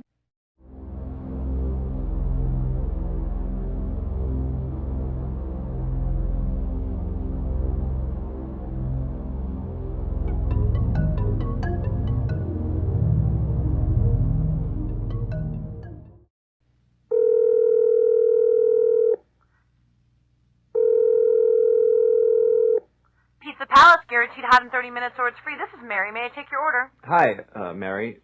Yes, I'd like to order. Is this Mr. Kelly? Yes? Thank you for calling again, sir. I show your national identification number is 610-204-999-8-45-54610. Is that correct? Yes. Thank you, Mr. Kelly. I see you live at 736 Montrose Court, but you're calling from your cell phone. Are you at home? I'm just leaving work, but I'm... Oh, we can deliver to Bob's Auto Supply. That's at 175 Lincoln Avenue, yes? No, I'm on my way home. How do you know all this stuff? We just got wired into the system, sir. Oh, well, I'd like to order a couple of your double meat special pizzas. Sure thing. There'll be a new $20 charge for those, sir. What do you mean? Sir, the system shows me that your medical records indicate that you have high blood pressure and extremely high cholesterol. Luckily, we have a new agreement with your national health care provider that allows us to sell you double meat pies as long as you agree to waive all future claims of liability. What? Do you agree, sir? You can sign the form when we deliver, but there is a charge for processing. The total is $67 even. $67? Well, that includes the delivery surcharge of $15 to cover the added risk to our driver of traveling through an orange zone. I live in an orange zone? Now you do. Looks like there was another robbery on Montrose yesterday. You could save $48 if you ordered our special Sprout Submarine Combo and picked it up yourself. Comes with tofu sticks. Those are very tasty, sir. Good value, too. But I want double meat. Well, I'm sure you can afford the $67 then. You just bought those tickets to Hawaii. They weren't cheap, eh? Oh, but I see you checked out the budget beach bum at the library last week. Up to you, sir. All right. I'll get the Sprout subs. Good choice, sir. Gotta watch that waist if you're hitting the beach, eh? 42 inches. Wow. Man, I'd say tofu and sprouts is like required. That's how much? Just between you and me, there's a $3 off coupon in this month's Total Men's Fitness magazine. Your wife Betty subscribes to that, right? Anyhow, clip that and it's $19.99 even. Whoa, looks like you maxed out on all your credit cards. Bring cash, okay? Have we become so controlled and so ignorant about our rights that big institutions and big government can do whatever they want with us, even without our approval? I knew for certain the Founding Fathers would resist to the death what is happening in America today. And I, for one, will not accept a national ID card. And if nobody accepts a national ID card, and nobody can board a plane without one, then let the airlines go bankrupt. And if you can't open a bank account in a big money center bank, then open an account in a small local bank. And if we can't walk into a federal building, I personally would consider that a blessing. Don't allow these institutions to dictate to us how we conduct our lives. This is America, and we have free choice. We the people have all the power, not the government. Government gets its power from us, not the other way around. Think of all the men and women who died in all our wars, fighting for freedom, not Federal Reserve bankers. Do you think they sacrificed their lives so that Americans could be chipped like a dog? So we could all have a homing device inside us? No. This ID card is the last step before they implant us. And that's precisely the reason nobody should accept one. And you know what they're going to do? They're going to call in the propaganda machine, the media, and try and sell this as if it were in everybody's best interest. We're working on a product that we have called internally a PLD. PLD stands for Personal Locating Device, which is an implantable GPS for which our company owns a patent. The hybrid of the two of these products, being Digital Angel and Verichip, is what we call PLD. PLD should be in prototype form by the end of this year, by December of 2002, and we are already working with the Food and Drug Administration as well as legislative agencies with these products and ultimately with the PLD.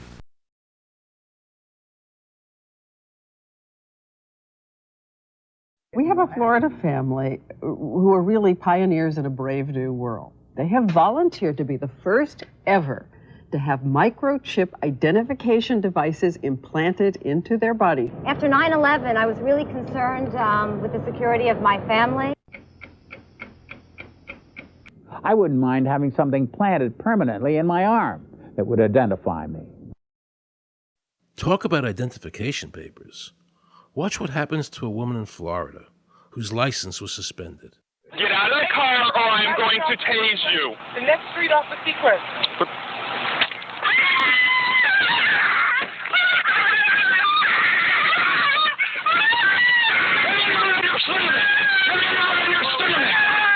On your stomach. Do it now. Put your hands behind your back. Do it now.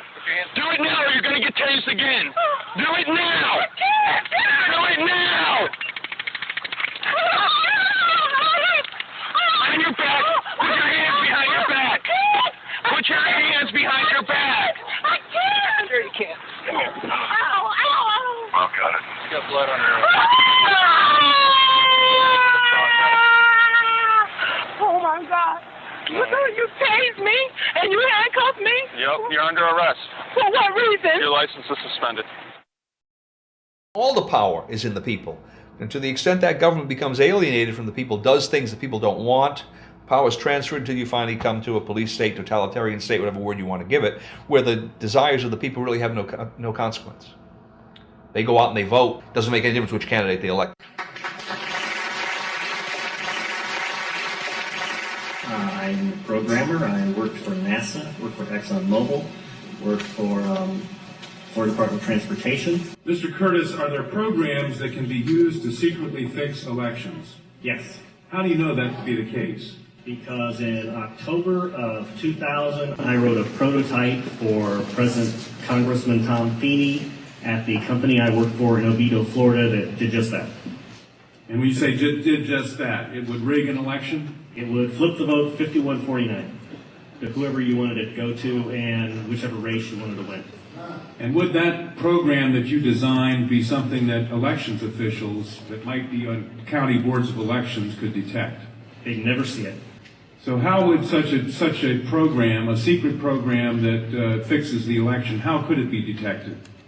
You would have to view it either in the source code, or you'd have to have a receipt and then count the hard paper against the actual vote total. Other than that, you won't see it.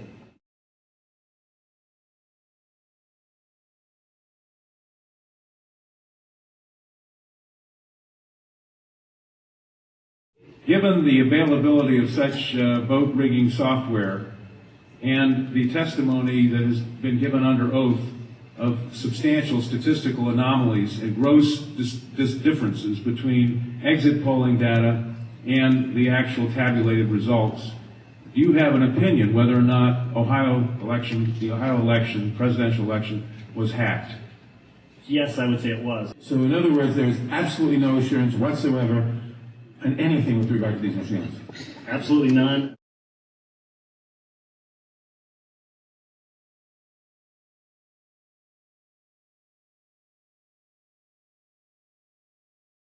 Anybody who trusts electronic voting machines should have their head examined.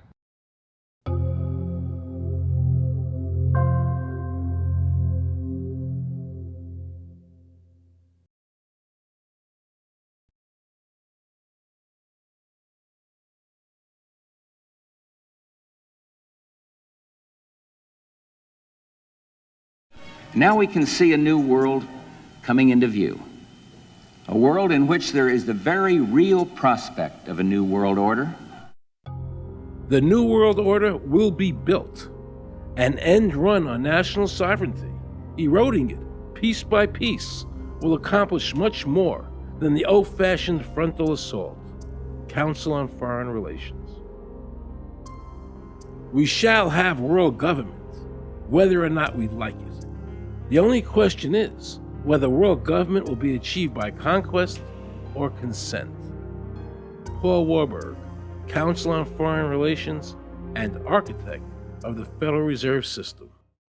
There's a group that get together internationally and they sort of play God with our money. You think that's part of what George Bush said was the one world order?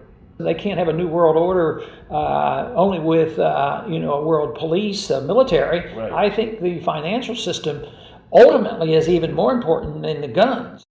The central bankers of the world are working together to create a one world government, a global police state as sinister as anything George Orwell ever wrote about, where every person on the planet Earth will have an RFID chip implanted, where the bankers and the governments can monitor every transaction you make. A chip in everybody would be the universal monetary system par excellence, because there'd be no escape from it. And you'd be totally under the control of those who issue the electronic impulses in that chip. Their strategies are being accomplished through the World Trade Organization, the International Monetary Fund, and the Bank for International Settlements, which is the central bank for all the central banks of the world. Most people don't have a clue that these unelected private bankers actually control the governments of the world. They have financed and profited from every war since World War I without concern for humanity. The war in Iraq is an attempt by the Federal Reserve and their partner, the Bank of England, to control the Middle East and to make it a part of the New World Order. To defend the New World Order, U.S. soldiers will have to kill and die.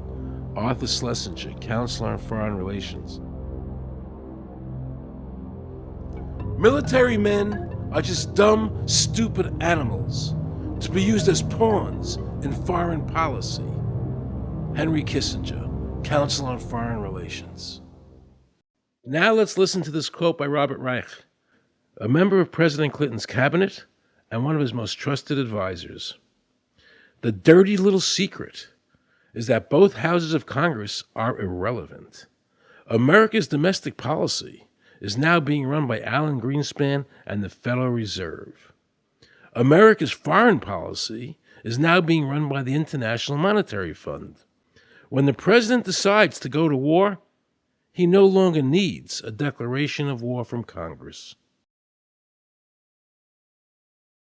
Dr. Carol Quigley, professor from Georgetown University, who was also President Clinton's mentor, said in his book, Tragedy and Hope, the powers of financial capitalism had a far-reaching aim, nothing less than to create a world system of financial control in private hands, able to dominate the political system of each country and the economy of the world as a whole. And then President Clinton's Deputy Secretary of State, Strobe Talbot, said, "In the next century, nations as we know it will be obsolete. All states will recognize a single global authority." All these supposed free trade agreements, NAFTA, GATT, CAFTA, are truly nothing more than the governments of the world and the central banks working together to create a one-world government. They are not free trade. These treaties are government-managed trade, and they are destroying the American worker. Through these treaties, the bankers are actually beginning to control the laws of the world. The fact is that this relationship between the bankers, the government, and the huge multinational corporations is the very reason why the government no longer enforces its immigration laws.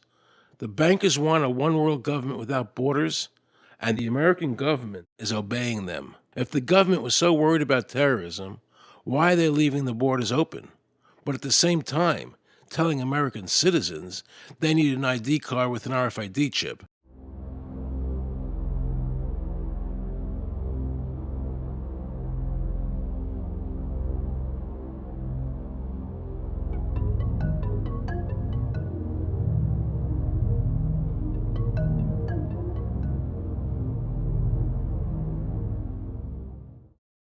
The Bush administration's open borders policy and its decision to ignore the enforcement of this country's immigration laws is part of a broader agenda. President Bush signed a formal agreement that will end the United States as we know it, and he took the step without approval from either the U.S. Congress or the people of the United States. Bill Tucker reports. The Security and Prosperity Partnership of North America sounds benign, hardly like a policy that critics call NAFTA on steroids. It's a deal that few have even heard of. It's being done again by very few people at the very top on behalf of the investment class, but the working class of people, political officials across our country from communities, from cities and so forth, they don't know anything about this. Yet it was agreed to by Mexico's President Fox, Canada's Prime Minister Martin, and President Bush in 2005. Administration officials counter their critics by saying everything about SPP is on the White House website. And they say the partnership is not a treaty, but more of an outline of priorities between the United States, Mexico, and Canada. Still, some wonder why there haven't been public discussions about the goals being pursued. You know, I was asked the other day about whether or not I really thought the American people had the stomach to stand up and stop this nonsense, this direction from a group of elites in absolute contravention of our law, of our Constitution, every national value. And I hope, I pray that I'm right when I said yes. But this is beyond belief. Look what happened in Europe. The people that voted down the European Constitution wanting each country to stay sovereign. Yet the private central bankers are pushing the governments forward to make this Constitution happen, even though the people voted against it and clearly do not want a world government nor one European government.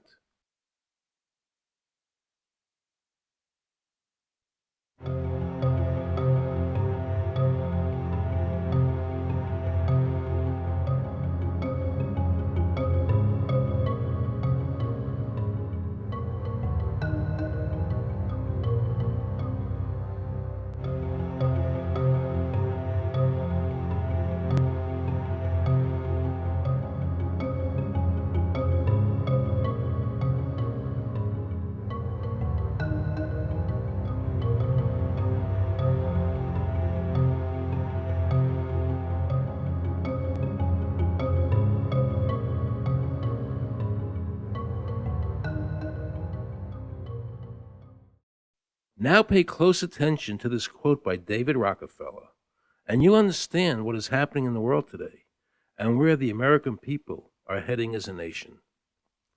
We are grateful to the Washington Post, the New York Times, Time Magazine, and other great publications whose directors have attended our meetings and respected their promises of discretion for almost 40 years. It would have been impossible for us to develop our plan for the world if we had been subjected to the lights of publicity during those years. But now, the world is more sophisticated and prepared to march towards a world government.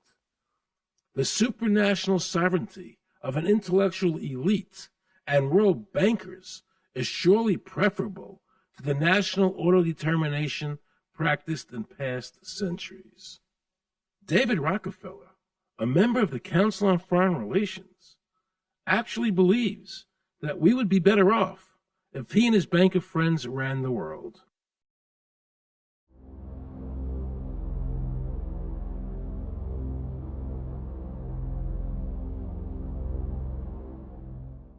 Benito Mussolini had a great quote about fascism. He said that fascism should be called corporatism more properly because it's the perfect merger of power between the corporation and the state. That's how he defined fascism. And that's what we're seeing here. The media controls the information that a person gets. In various ways, they can make sure that the average American watching the tube or reading the newspaper is going to come out with a certain mindset. He's going to say, this is good, that's bad, and that's all they have to do. You look at the ownership of corporate media in this country. Who owns CBS? Viacom? Who owns NBC? GE? Who owns ABC? Disney? Americans have been taught to expect their salvation from government instead of recognizing government as the most dangerous threat they'll face in their lives. And the United States putting together a constitution now for Iraq. You know, why don't we just give them ours? I mean, think about it. It served us well for over 200 years, and we don't appear to be using it anymore, so what the hell?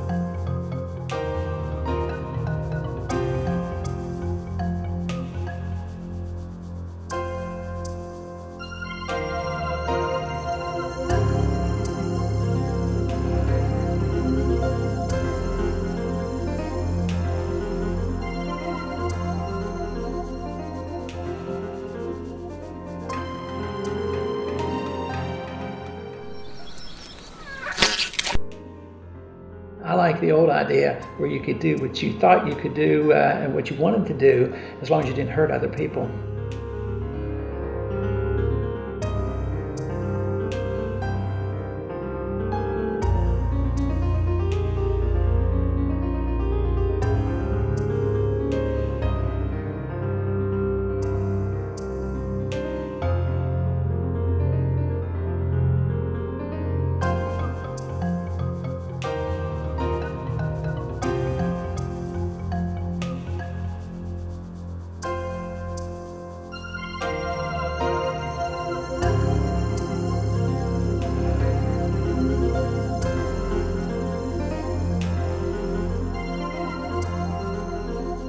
I think that the ultimate choice that's being presented to mankind is that it's time to either evolve or perish. Grow up or die. Become adults. Act like adults. Take some responsibility.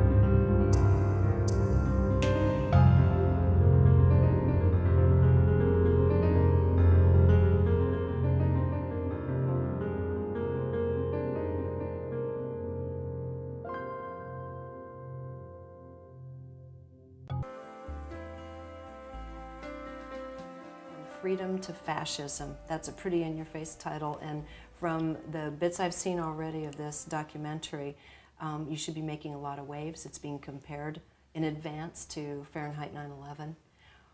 Just give an overview of what you're trying to do, a summary of what you're trying to do in this movie, and then we can get into some specifics. Well, I think what I'm trying to do is obviously is wake America up. That's why I use that title, because that to me is the truth. It's the honest title. A lot of people said, don't say fascism because it's going to scare people, you know, but the truth is that it is fascism what's happening in America. Only people don't know what fascism really means. Fascism is actually the synergistic effort of big government and big corporations working together to stifle the people. And that's what we have in America today. I mean, if you asked Mussolini what fascism was, he would say it's really corporatism. You know, I think it was Tolstoy who said fascism is capitalism in decay. Yeah, you know? Corporatocracy, is that another word they use for it? Yes. Exactly. So what's happened in America is that the corporations have taken over, and the largest corporation of all is the Federal Reserve System. And people don't think of the Federal Reserve System as being a corporation. I think it's a formal governmental entity. Exactly. I think it's a government agency, and it's not, you know. It's a cabal. It's a partnership between the government and this private bank, and this private bank is a Delaware corporation, who in 1913 was given the authority, the concession, so to speak, to make money for America, to issue money, issue dollars. Up to that point, it was the government that could do that, and local banks that could do that, and money had a gold and silver backing. And what happened was in 1913, the Fed took that power away from the government, or the government gave it to them. Mm-hmm. Did a deal with the banking industry. Right, they did a deal with the private bankers, the Rothschilds and the Rockefellers and all those people. And by doing that, the government, when it needed money, now had to borrow it from the Fed and pay interest on the money. And they brought the income tax into being then, so the interest to these bankers could be paid. So essentially, because of this corruption, this fraud, the bankers got the right to make money, and the American people had to be taxed so they could pay the bankers, so the government could pay the bankers the interest. Whereas if the government made the money, there'd be no interest to pay. You see, and if it had the gold backing that it's supposed to have, it would limit the amount of money that could be printed. You see, so in 1913, the change began to evolve in America. And in a way, my movie could be called The Two Frauds of 1913, the IRS, you know, the income tax and the Federal Reserve, yeah. There are so many roads to go down. One of them you were talking about was it did limit the growth by having actual gold, an actual gold-backed currency. Right. Most people don't understand we do not have a gold-backed currency anymore. Do you want to talk about that a little bit? Well, we can. I mean, I don't know if people find that interesting. Well, but I find it interesting. I mean, everyone thinks we have Fort Knox filled with gold, and that's basically the backing to our currency, that we're stable. No. Can you talk about the truth? Sure. The truth is that, first of all, there probably is no gold in Fort Knox. I say probably, even though I'm sure there isn't. I say probably because I've not been in there to see it for myself. But what's happened is the Treasury, which owns the gold on behalf of the American people, has given the gold to the Federal Reserve, these private bankers, as collateral for the dollars these bankers print out of thin air. So the bankers have basically swindled, with the cooperation of the Congress and the government, the bankers have swindled the American people by taking all our wealth, the gold, and giving us a piece of paper that ultimately has no value. It's just a piece of paper with no backing to it. And, you know, it's just a situation where the people of America don't understand that, because they believe that gold still backs the dollar, or silver still backs the dollar, and it doesn't, not in any way. So what you have is what's called a fiat currency. And this fiat currency, the Federal Reserve can make out of thin air, all they want. And because the Federal... Paper's cheap, ink is too. The thing is, you don't even need the ink anymore. Let's say each dollar printed, or each $100 printed, costs 3 cents, okay? But now you don't have to spend the 3 cents, because they just use digits on a computer. Mm-hmm. So you don't even have paper anymore. You just have these digits. And it's because of this ability of the Federal Reserve to print money out of thin air, or to make digits out of thin air, and they call it money. It gives them the power to control the government, because whoever makes the money makes the rules. That's the name of the game. So they can own everything they want. America has gone from being a nation of people who own their own property, own their own businesses, to a nation in debt, because all money is created by borrowing. And this country's become people who just live by borrowing. What's my credit report? How much can I borrow this week? How much can I pay off this week? People don't own their own houses anymore for this very reason. In the old days, you know, if you borrowed money, you wanted to pay it off as soon as possible. Now what people look to do is to have the lowest monthly payment they can get. They don't think about ever owning their own house. Right. You know? That's right. And it's all based on a credit system. It's all based on a credit system. Excuse me, Mike. It's all based on a credit system, because the Federal Reserve System is one that encourages debt. That's why you get credit cards in the mail all the time, borrow money, you know, go to college, borrow money. They bring you into the system at a very early age. And once you get into debt, you never get out, basically, because between taxes, the income tax, the interest on your debt, and inflation, you can't get out from under. It's very difficult for anybody, unless you're very, very wealthy, to ever survive in this country and own anything, because they're always in debt. Think of the 3 I's. Interest payments are very high, income taxes, and inflation. Inflation is the silent tax that people don't recognize, the loss of their purchasing power. If you look at the dollar bill, from the time the Federal Reserve came into being till today, the dollar is now worth about 4 cents. Right. From a dollar. Right. I mean, houses today... Even in my lifetime. Yeah, I mean, houses today cost $1 million. It's like nothing. That's right. In the old days, my father bought his house in 1954. $4,000? No, it was $27,000. Okay, in Long Island, in a very wealthy neighborhood. Oh, you were wealthy. Well, I wasn't. We were middle class. We were middle class, but he had a home for $27,000 in a nice suburb of New York. You know, it was $27,000 in 1954, 55. And the house just resold again, not from him, but I was out there visiting it, and the guy who bought the house just paid over $1.1 million for it. Right. Same house, no Right. different. So the value of the dollar value of that house has gone up, what, 50 times in 50 years? Right. That's because they print so much money. Inflation, the higher prices of things come because they print so much money. And we all buy into it. Well, you have to buy into it. You have no choice anymore. That's why I made this movie. You really don't have a choice as long as you have a Federal Reserve System. That's true. In a lot of ways, we don't have a choice. In other ways, we have our own decisions to make as consumers, and we choose to go beyond our means also. Yes. In addition to that, we're exacerbating the problem, but this is all by design. But you're taught that, and it is by design. Right. You're taught that because it is by design. And let's talk about the by design part of it. This isn't an accident that we found ourselves in this condition. It's slavery. It's serfdom. I mean, just take a look. You know, the Democrats and the Republicans in Congress, right, have just have allowed this Federal Reserve System to come into being, and now they're letting the banks charge these usurious rates of interest, over 20, sometimes 30% on the money you borrow, Right. and yet they change the bankruptcy laws so it's much more difficult Exactly. to get out of debt. So they're making you debtors for life. Everything is always on behalf of the banks. It's always on behalf of the Federal Reserve. You have these high rates of interest, and at the same time, right, you can't declare bankruptcy anymore. They're making it very difficult. You're in the little mill. You're in it for on the life. spin. You're the hamster on the wheel. Yeah, for life. Yeah. Let's talk about why and the entities that have really helped set this up long term to have people in the little hamster mill of life. Well, it's set up. I mean, it came about because the bankers. This has been a fight throughout history.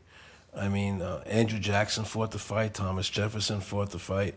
You know, the bankers have always wanted to control the country because they're very clever and very smart people. And they knew that if they could ever get the government to give them the right to issue the money, they would control the government. They would control the laws of the nation. That's why even today, you look at the immigration laws. You look what's happening with immigration in America. Why is it happening? On one hand, people say we've had this 9/11 attack, and we have to get ID cards for people, RFID chips. Everybody has to be identified. They have to go to the airport. They have to be searched. Right. Right. Everything is. We got security's foremost in everybody's mind. Right. But on the other hand, I know if I were the president and 9/11 came, the first thing I would do was shut off the borders, so nobody can come in there. So on one hand, they're telling Americans they have to be controlled with ID cards and RFID chips and wanting to chip people. And on the other hand, they're letting everybody come into the border. Terrorists, whoever wants to come in, can just walk over the border and come into the country. So you know it's a lie. It's not about terrorism. It's about the banks controlling the country and the world, working together. This is about the bankers wanting a one-world government without borders. That's why everybody's able to come through the borders. It's not about security at all. And so the situation we're facing today is we have a government that's controlled by the Federal Reserve System, and the Federal Reserve System has this appearance of credibility, and Alan Greenspan's the greatest guy in the world, and now Bernanke, you know, and all these guys, the Federal Reserve, you got to have the Federal Reserve. But in reality, the Federal Reserve is part of the Communist Manifesto. They talk about America having, being a capitalistic society, you know, but yet you have a central bank that makes all the decisions. That's not capitalism. No. It's a fraud. It's a lie. They deceive the people, and they put out all this spin, all this press. You know, the Federal Reserve is the greatest thing in the world, and they're going to protect us, and they're going to make sure there's no more depressions in this country. What they've done is destroy the currency of this country, and they've taken all our gold while destroying the currency. And at some point, they're going to probably pull the plug and create the Greater Depression. You know. And we're talking about the silent hand behind the powers that we see on the news. Yes, totally. There's no question that the bankers control, whether it's George Bush or Hillary Clinton or whoever it is. Doesn't matter, Democrat or Republican. It's irrelevant. You know, that's why, like Michael Moore's movie, even though I enjoyed his movie and I respected what he did as a filmmaker, I thought he did a very good job with that movie, even though I didn't agree with everything he said. Mm-hmm. You know, I thought just as a filmmaker, pure filmmaker, he did a good job. He got his points across. But on the other hand, what he did do was play into what the powers that be want him to play into. How so? He played into it because it was Democrat versus Republican. Keeping it more local than no, it really is, smaller. No. Keeping it polarized. Polarized, right. Not smaller, not bigger, keeping it polarized. Red state versus blue state. Liberal versus conservative. Democrat versus Republican. Yes. Michael Moore played into the system and what the people want to happen. They want people looking at Democrats and Republicans and fighting over that. Red states and blue states, but not looking at the Federal Reserve as the real answer. So they hide behind that. It's like the Wizard of Oz, the guy behind the curtain. The guy behind the curtain. And the guy behind the curtain is the Federal Reserve. Well, it's not even the Federal Reserve so much as the people behind the Federal Reserve. They use the Federal Reserve as a tool so they can control things. So what Michael Moore did was, he increased the tension in America. He kept the polarization alive, which is what the people behind the curtain want. And I don't think he did that because intentionally. I think he did it because that's his point of view. Right. And he doesn't know about the people behind the curtain. And my picture is more about where the real power lies, that it's not Democrats and Republicans, they're just puppets. Right. And my movie goes after the system and how the system is functioning and operating today and what's really going down, why people are so dissatisfied and unhappy in America and around the world. And we try to address those issues and how to stop it from happening. And so what's happening is, and it's not only in America now, right. I mean, we have the Federal Reserve System here, but there are central banks all over the world, and they all work together. It doesn't matter if it's China. Well, it doesn't matter if it's Britain. I can't speak for China, but I can tell you, Britain, you're right, it doesn't matter. And most of the industrialized West, it doesn't matter. It's all central banks controlling the governments. And the central banks make secret agreements with each other. Like, our Congress, the central bank in America the other day said there's this thing called M3. I don't want to get too technical here, but M3 is basically a measure of the money supply. The bigger the growth of the money supply, the less the dollar is worth. It loses value. The more you print, the more you have of something, the less it's worth, right? And so now they've decided they're not going to publish the figures of M3 anymore. They don't want people to know how much money they're printing. And they don't now that's something we have every right to know. Yes, we do, and we have large concerns. Yeah. They hit that magic number. Was it last month, the $8.3 trillion? That's just part of the debt, yeah. But that's part of it. But that's a big point to hit, isn't it? We have unfunded liabilities in this country of over $70 trillion. The 8.3 is just a portion of that. Yeah. So the real question is, there's so much debt in this country, they've got to keep things afloat. So they have to keep printing tons and trillions and trillions of dollars. And it's getting so massive, they don't want to let us know how much they're printing. Right. And we have no way to measure how fast we're going to lose the purchasing power of our money. And then on the other hand, if they choose to stop printing money, they can cause the biggest depression that ever happened in this country, in the world. And it's all in these guys' power. I don't want to give them that power. Right. And it's unconstitutional. It's wrong. Thomas Jefferson, James Madison, the founders of this country, fought against having a central bank. Right. It was one of the main objects that they fought against. And so we have this central bank controlling us and controlling the laws of the nation.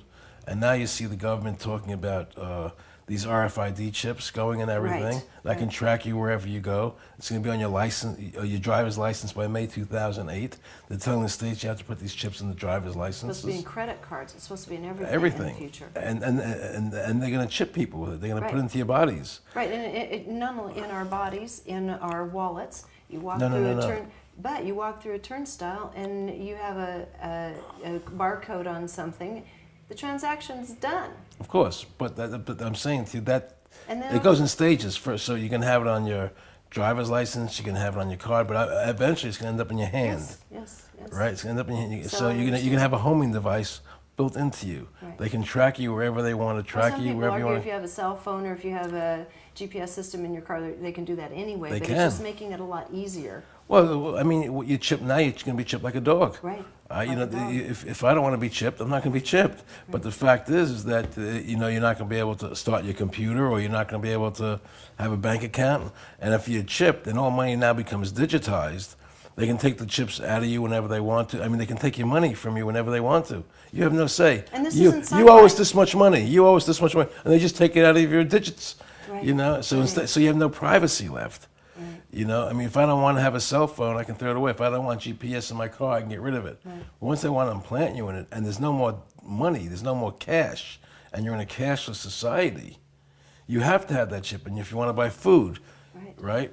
So, and if you protest like I do, if you fight what they're doing, they can just turn off my chip. I can't even buy food. I can't pay my bills. Right? It's total control. It's slavery. It's slavery. It's slavery. And these central bankers are doing that. And I'm not prepared to allow them to do it. That's why I made this movie. I want people to wake up and know what's really happening in this country and the world. That's what happened in Europe recently. They voted down the European Constitution, right? But they're not stopping.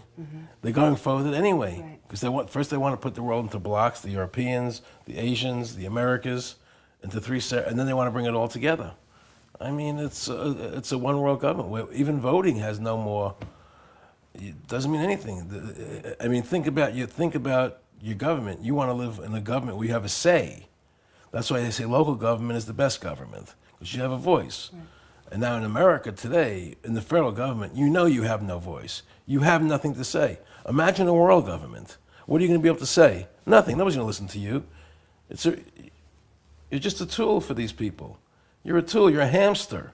And they're going to suck you dry and spit you out. They don't care about you. And you're a revenue source, and I wouldn't mind getting into that because you come out with both guns firing about the IRS and the legality of the IRS. Yeah. This is huge. I've been reading about it for years, but I kept thinking, okay, I see what they're saying. However, they can still throw you in jail. Yes. Can you talk about the whole fraud of the IRS? Yeah, I will in a second. But you said something about being a revenue source, which reminded me of something. Yeah. Okay, I was friendly with one of the Rockefellers. Okay, and he said to me one day, which just blew my mind. He said, "Aaron, remember that whole thing with Women's Lib when it was the biggest thing I saw in all the magazines and television? Women's Lib, women have a right to work just like they had a right to vote, and you make sure that you have a right to work, and they fight for women's lib, women's right to work." He says, we were promoting that whole thing, you know, the Council on Foreign Relations, the Federal Reserve, because we want to get the women in the workforce. We want to be able to tax them. That's why you saw it in all the newspapers all the time. And the added plus was, then they had to put their kids in childcare, into schools earlier so we can control their minds at a young age. That's what that was all about. You called it women's lib, you know, but it was about giving us control. And nobody realized that. And now we got it. Now women are as exhausted as men in exactly. the treadmill. It's we're dealing with very diabolical people, very devious, diabolical people who are incredibly intelligent, who control the money supply, they control the army, they control the government, and it's very hard to stop them. And the way to stop them, in my view, and it could be done, even though we're very close to it, to losing this game. Yeah, the point of no return. Yeah, we're very close to that. But the way to do it is to shut down the Federal Reserve System, to have all Americans, while we still have a chance. You see, Congress has the legal authority to shut down the Federal Reserve, right? But if they don't have the courage to do it, well, because how do we? Well, because if we massively protest it and tell every politician, you know, that you have to listen to the will of the people, not the will of the Federal Reserve bankers, and we're going to vote you out of office unless you sign an affidavit saying you're going to shut down the Federal Reserve System. And that will be the litmus test on who to vote for, not whether they're Democrats, not whether they're Republicans, but will you sign an affidavit saying, I will be part of shutting down the Federal Reserve System. I will vote to shut it down. And drop all the other issues, whether it's gun control or environment or whatever, because nothing's going to matter if you don't get rid of the Federal Reserve. Right. So if we can get everybody just focus on the Federal Reserve System like a laser beam and drop all the other stuff temporarily and just shut them down, you'll have a chance of saving the country. You know, that's what it's going to take. And we can still do it because Congress has the authority to do it. And Congress needs you and me to vote for them to get back into office. But for this to happen, we have to, it's up to also you and me and many others to begin educating the public as to what we're really up against. Oh, which is why I made the movie. Exactly, which is, I just totally applaud you on that. Thanks. Let's go, can we go into the IRS now? now? Sure, Let's talk about it, that's sure. huge. Well, the IRS is huge, but don't forget the IRS is just part of the Federal Reserve System problem. And in actuality, There is no law. I've researched this very thoroughly because I kept hearing for years there's no law that you have to pay, and I sort of poo-pooed it. Yeah, I did too. And they make you think anybody that says that's a wacko and a kook, But there is no law. Let me just tell you straight out. There is no law that requires you to file a 1040. I researched this, and I'll tell you why there's no law. First of all, the Constitution says, that there's two kinds of taxation: direct taxes and indirect taxes. A direct tax must be apportioned and done by census, which means that a direct tax, which is what a tax on your labor would be a direct tax, you can't get away from it, right? A direct tax on your labor would have to be apportioned, meaning divided amongst all the people equally, right? Mm-hmm. And an indirect tax is like an excise tax. It's like a tax that you don't have to pay if you don't use the service. Luxury car or something. Well, not even a luxury car, but like gasoline. Right. If you don't want to drive a car, if you want to take a bicycle, you don't buy gas, you don't pay the tax. Right. So that's called an indirect tax. But that indirect tax has to be the same in every state. Mm-hmm. It has to be uniform, okay? So there's two kinds of taxes, direct and indirect, in the Constitution. In 1894, they tried to pass an income tax on your labor. The Supreme Court said you can't do that. It's unconstitutional. They stopped. In 1913, to get around that Pollock decision of 1894, right, they passed the 16th Amendment, which said we can tax any income from any place forever, okay? And once they passed that tax, then people started paying an income tax on the labor. It became a third form of taxation. Mm-hmm. You had direct apportioned tax, you had the indirect tax, and now you had a direct tax that was unapportioned, okay? So you had three forms of taxation now. But, two things. The amendment was never ratified properly. It was a fraud, okay? And that's been proven. But the second point is this: even if it wasn't a fraud and had been ratified properly, even if it had been, okay, the Supreme Court in 8 different decisions that I have researched said the 16th Amendment gave the government no new power of taxation. They can't tax the labor of the American people, so it was finished. And in 1917, they stopped taxing, so they did it for 3 years, right? And so there is no tax on the labor of the American people, no legal tax, and no constitutional tax. So they've made the IRS code, right, says whatever it says, but whatever it says is irrelevant because it's not in compliance with legal. The Supreme Court decisions, right? Right. And even the IRS code, if you actually examine it, okay, even though it's irrelevant because it doesn't comply with the Supreme Court. Mm-hmm. Actually, if you examine it, there's still no law that makes you pay a tax on your labor. Okay? Right, yet every one of us, I guess there are, 69, 70 million Americans who don't, but most of the rest of us are on the treadmill and we're paying dutifully our taxes on time each year. Well, they make you feel if you don't pay it, you're not a good citizen. That's part of their propaganda. Well, and that's what allows them to keep spending money. But in fact, it's not just you saying this. What I found very compelling in your film is that you're talking with former IRS agents and investigators who were put to the task of finding out on behalf of inquiries as to whether or not this was a legal practice, right, only to find out that it wasn't legal. And in fact, some of these people who were formerly with the IRS have not paid their taxes since they found out about this. Right. There are many IRS agents, former agents, who have left the IRS because they did the research, and they were in there before I was. Right. You know, and they deserve to be honored for the work they've done because it's a giant, in my opinion, it's a giant scam. And it takes a lot of courage to do that, though, because what are we still up against? Well, the thing is that we're up against the police state because what they'll do is, even though there's no law, they threaten people with harm. Right. You see, but I interviewed the IRS commissioner, the ex-IRS commissioner, who wrote the tax code. He was general counsel to the IRS. He was the commissioner to the IRS, and he wrote the tax code. Okay, his name is Sheldon Cohen, and I interviewed him for the movie. And in the movie, he says, Supreme Court decisions are inapplicable to the IRS. Mm-hmm. Interesting. And what does he give as a justification for that? He has no justification because I put him into a corner. He couldn't answer the questions. So he was forced, at the end to say it doesn't, Supreme Court decisions don't matter, which we all know is a lie. Right. So the IRS is not beyond the Supreme Court, right? So there is no law that allows the government to have a direct, unapportioned tax on your labor. Okay? Now, an income tax is defined by the Supreme Court as a corporate gain. Mm-hmm. You see, there is an income tax, but it's not a tax on your labor. An income tax is actually a tax on gains by corporations. Mm-hmm. That's the definition of an income tax in the Eisner versus McCumber case, if anybody wants to go look it up, right? And so, there's an income tax, but it's not a tax on you. It's a tax on corporations. Right. And this has been pressed, this was pressed with many administrations, including the Clinton administration as well as now. And so it really does cut across political boundaries. And can you talk a little bit about the background? You have a bite in there, a sound bite in there from Judge Emmett Sullivan. Yes. Can you tell about how that came about? It was really just a shocking statement. Well, what happened was that there's this group called We the People, and they served a petition on the government for the government to show the law that they're enforcing. We have a right to petition. Under the First Amendment, people have a right to petition their government to get answers to things. The government is the servant of the people, not the other way around. So they petitioned the government to get answers, and the government refused to answer the question about where the law is.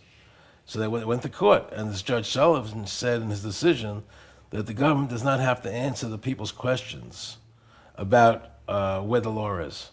Now that is beyond chilling. Yes, we don't have a constitution anymore. We don't have a government run by the people anymore. We live in a totalitarian country today.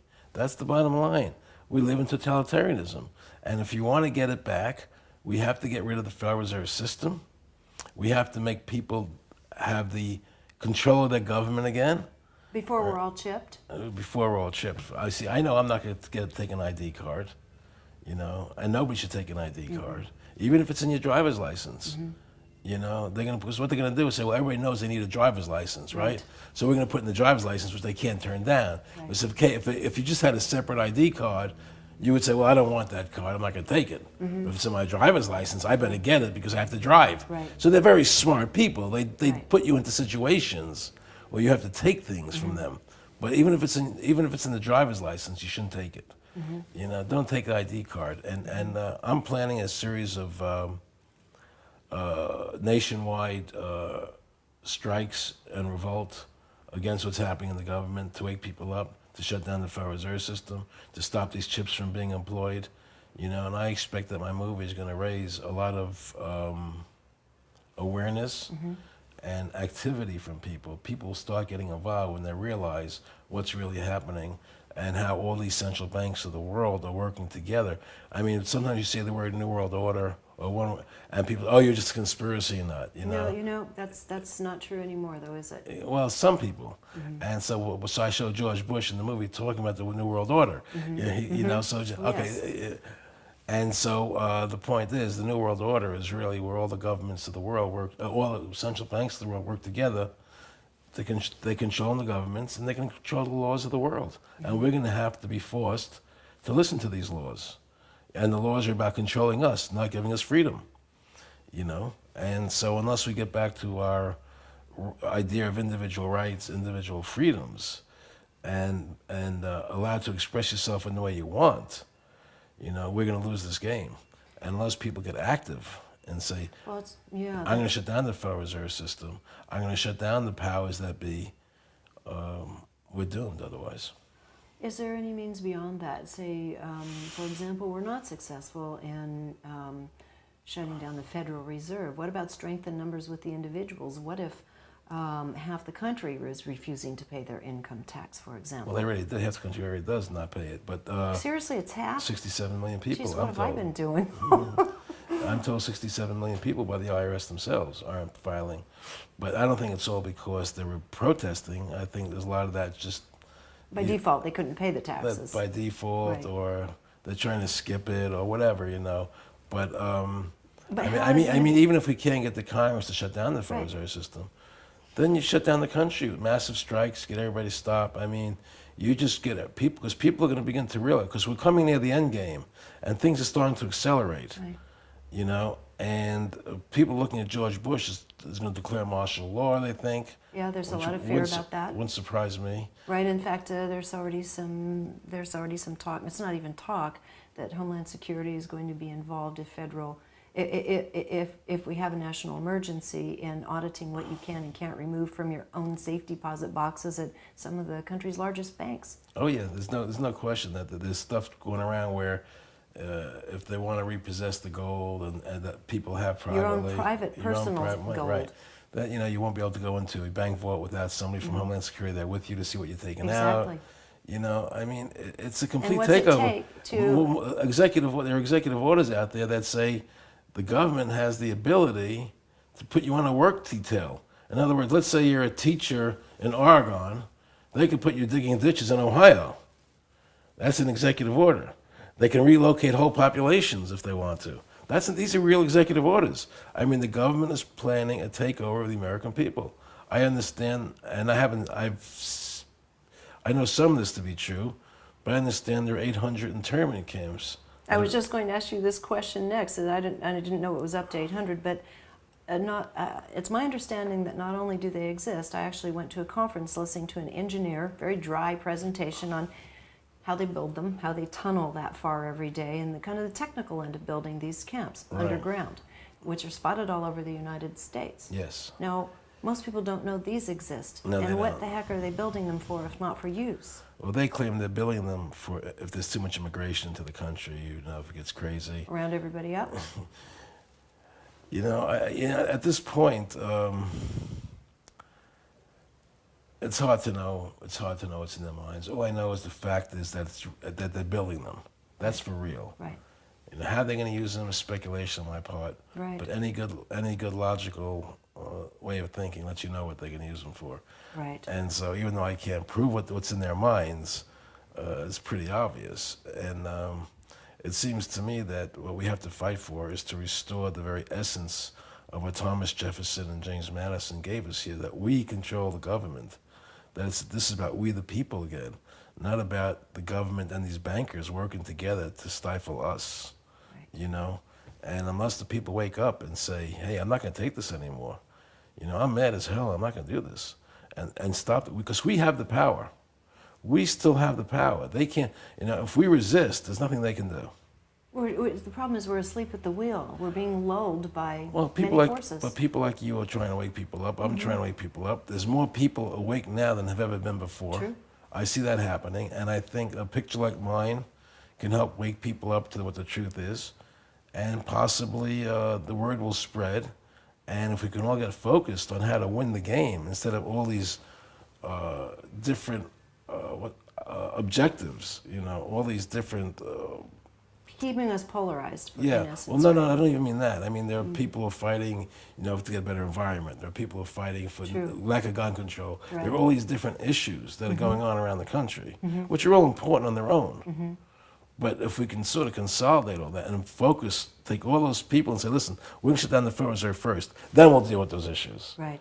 Let's go to the agenda, the objective first. Then we'll go back to the other stuff. Right. Because that's the priority right now. You got to cut off the head of the beast. Right? And the head of the beast is the Federal Reserve and the people behind it. You see? And that's what will save this country. And if people understand that, and they stop being good Democrats and stop being good Republicans, but rather become good Americans, that's what will save the country.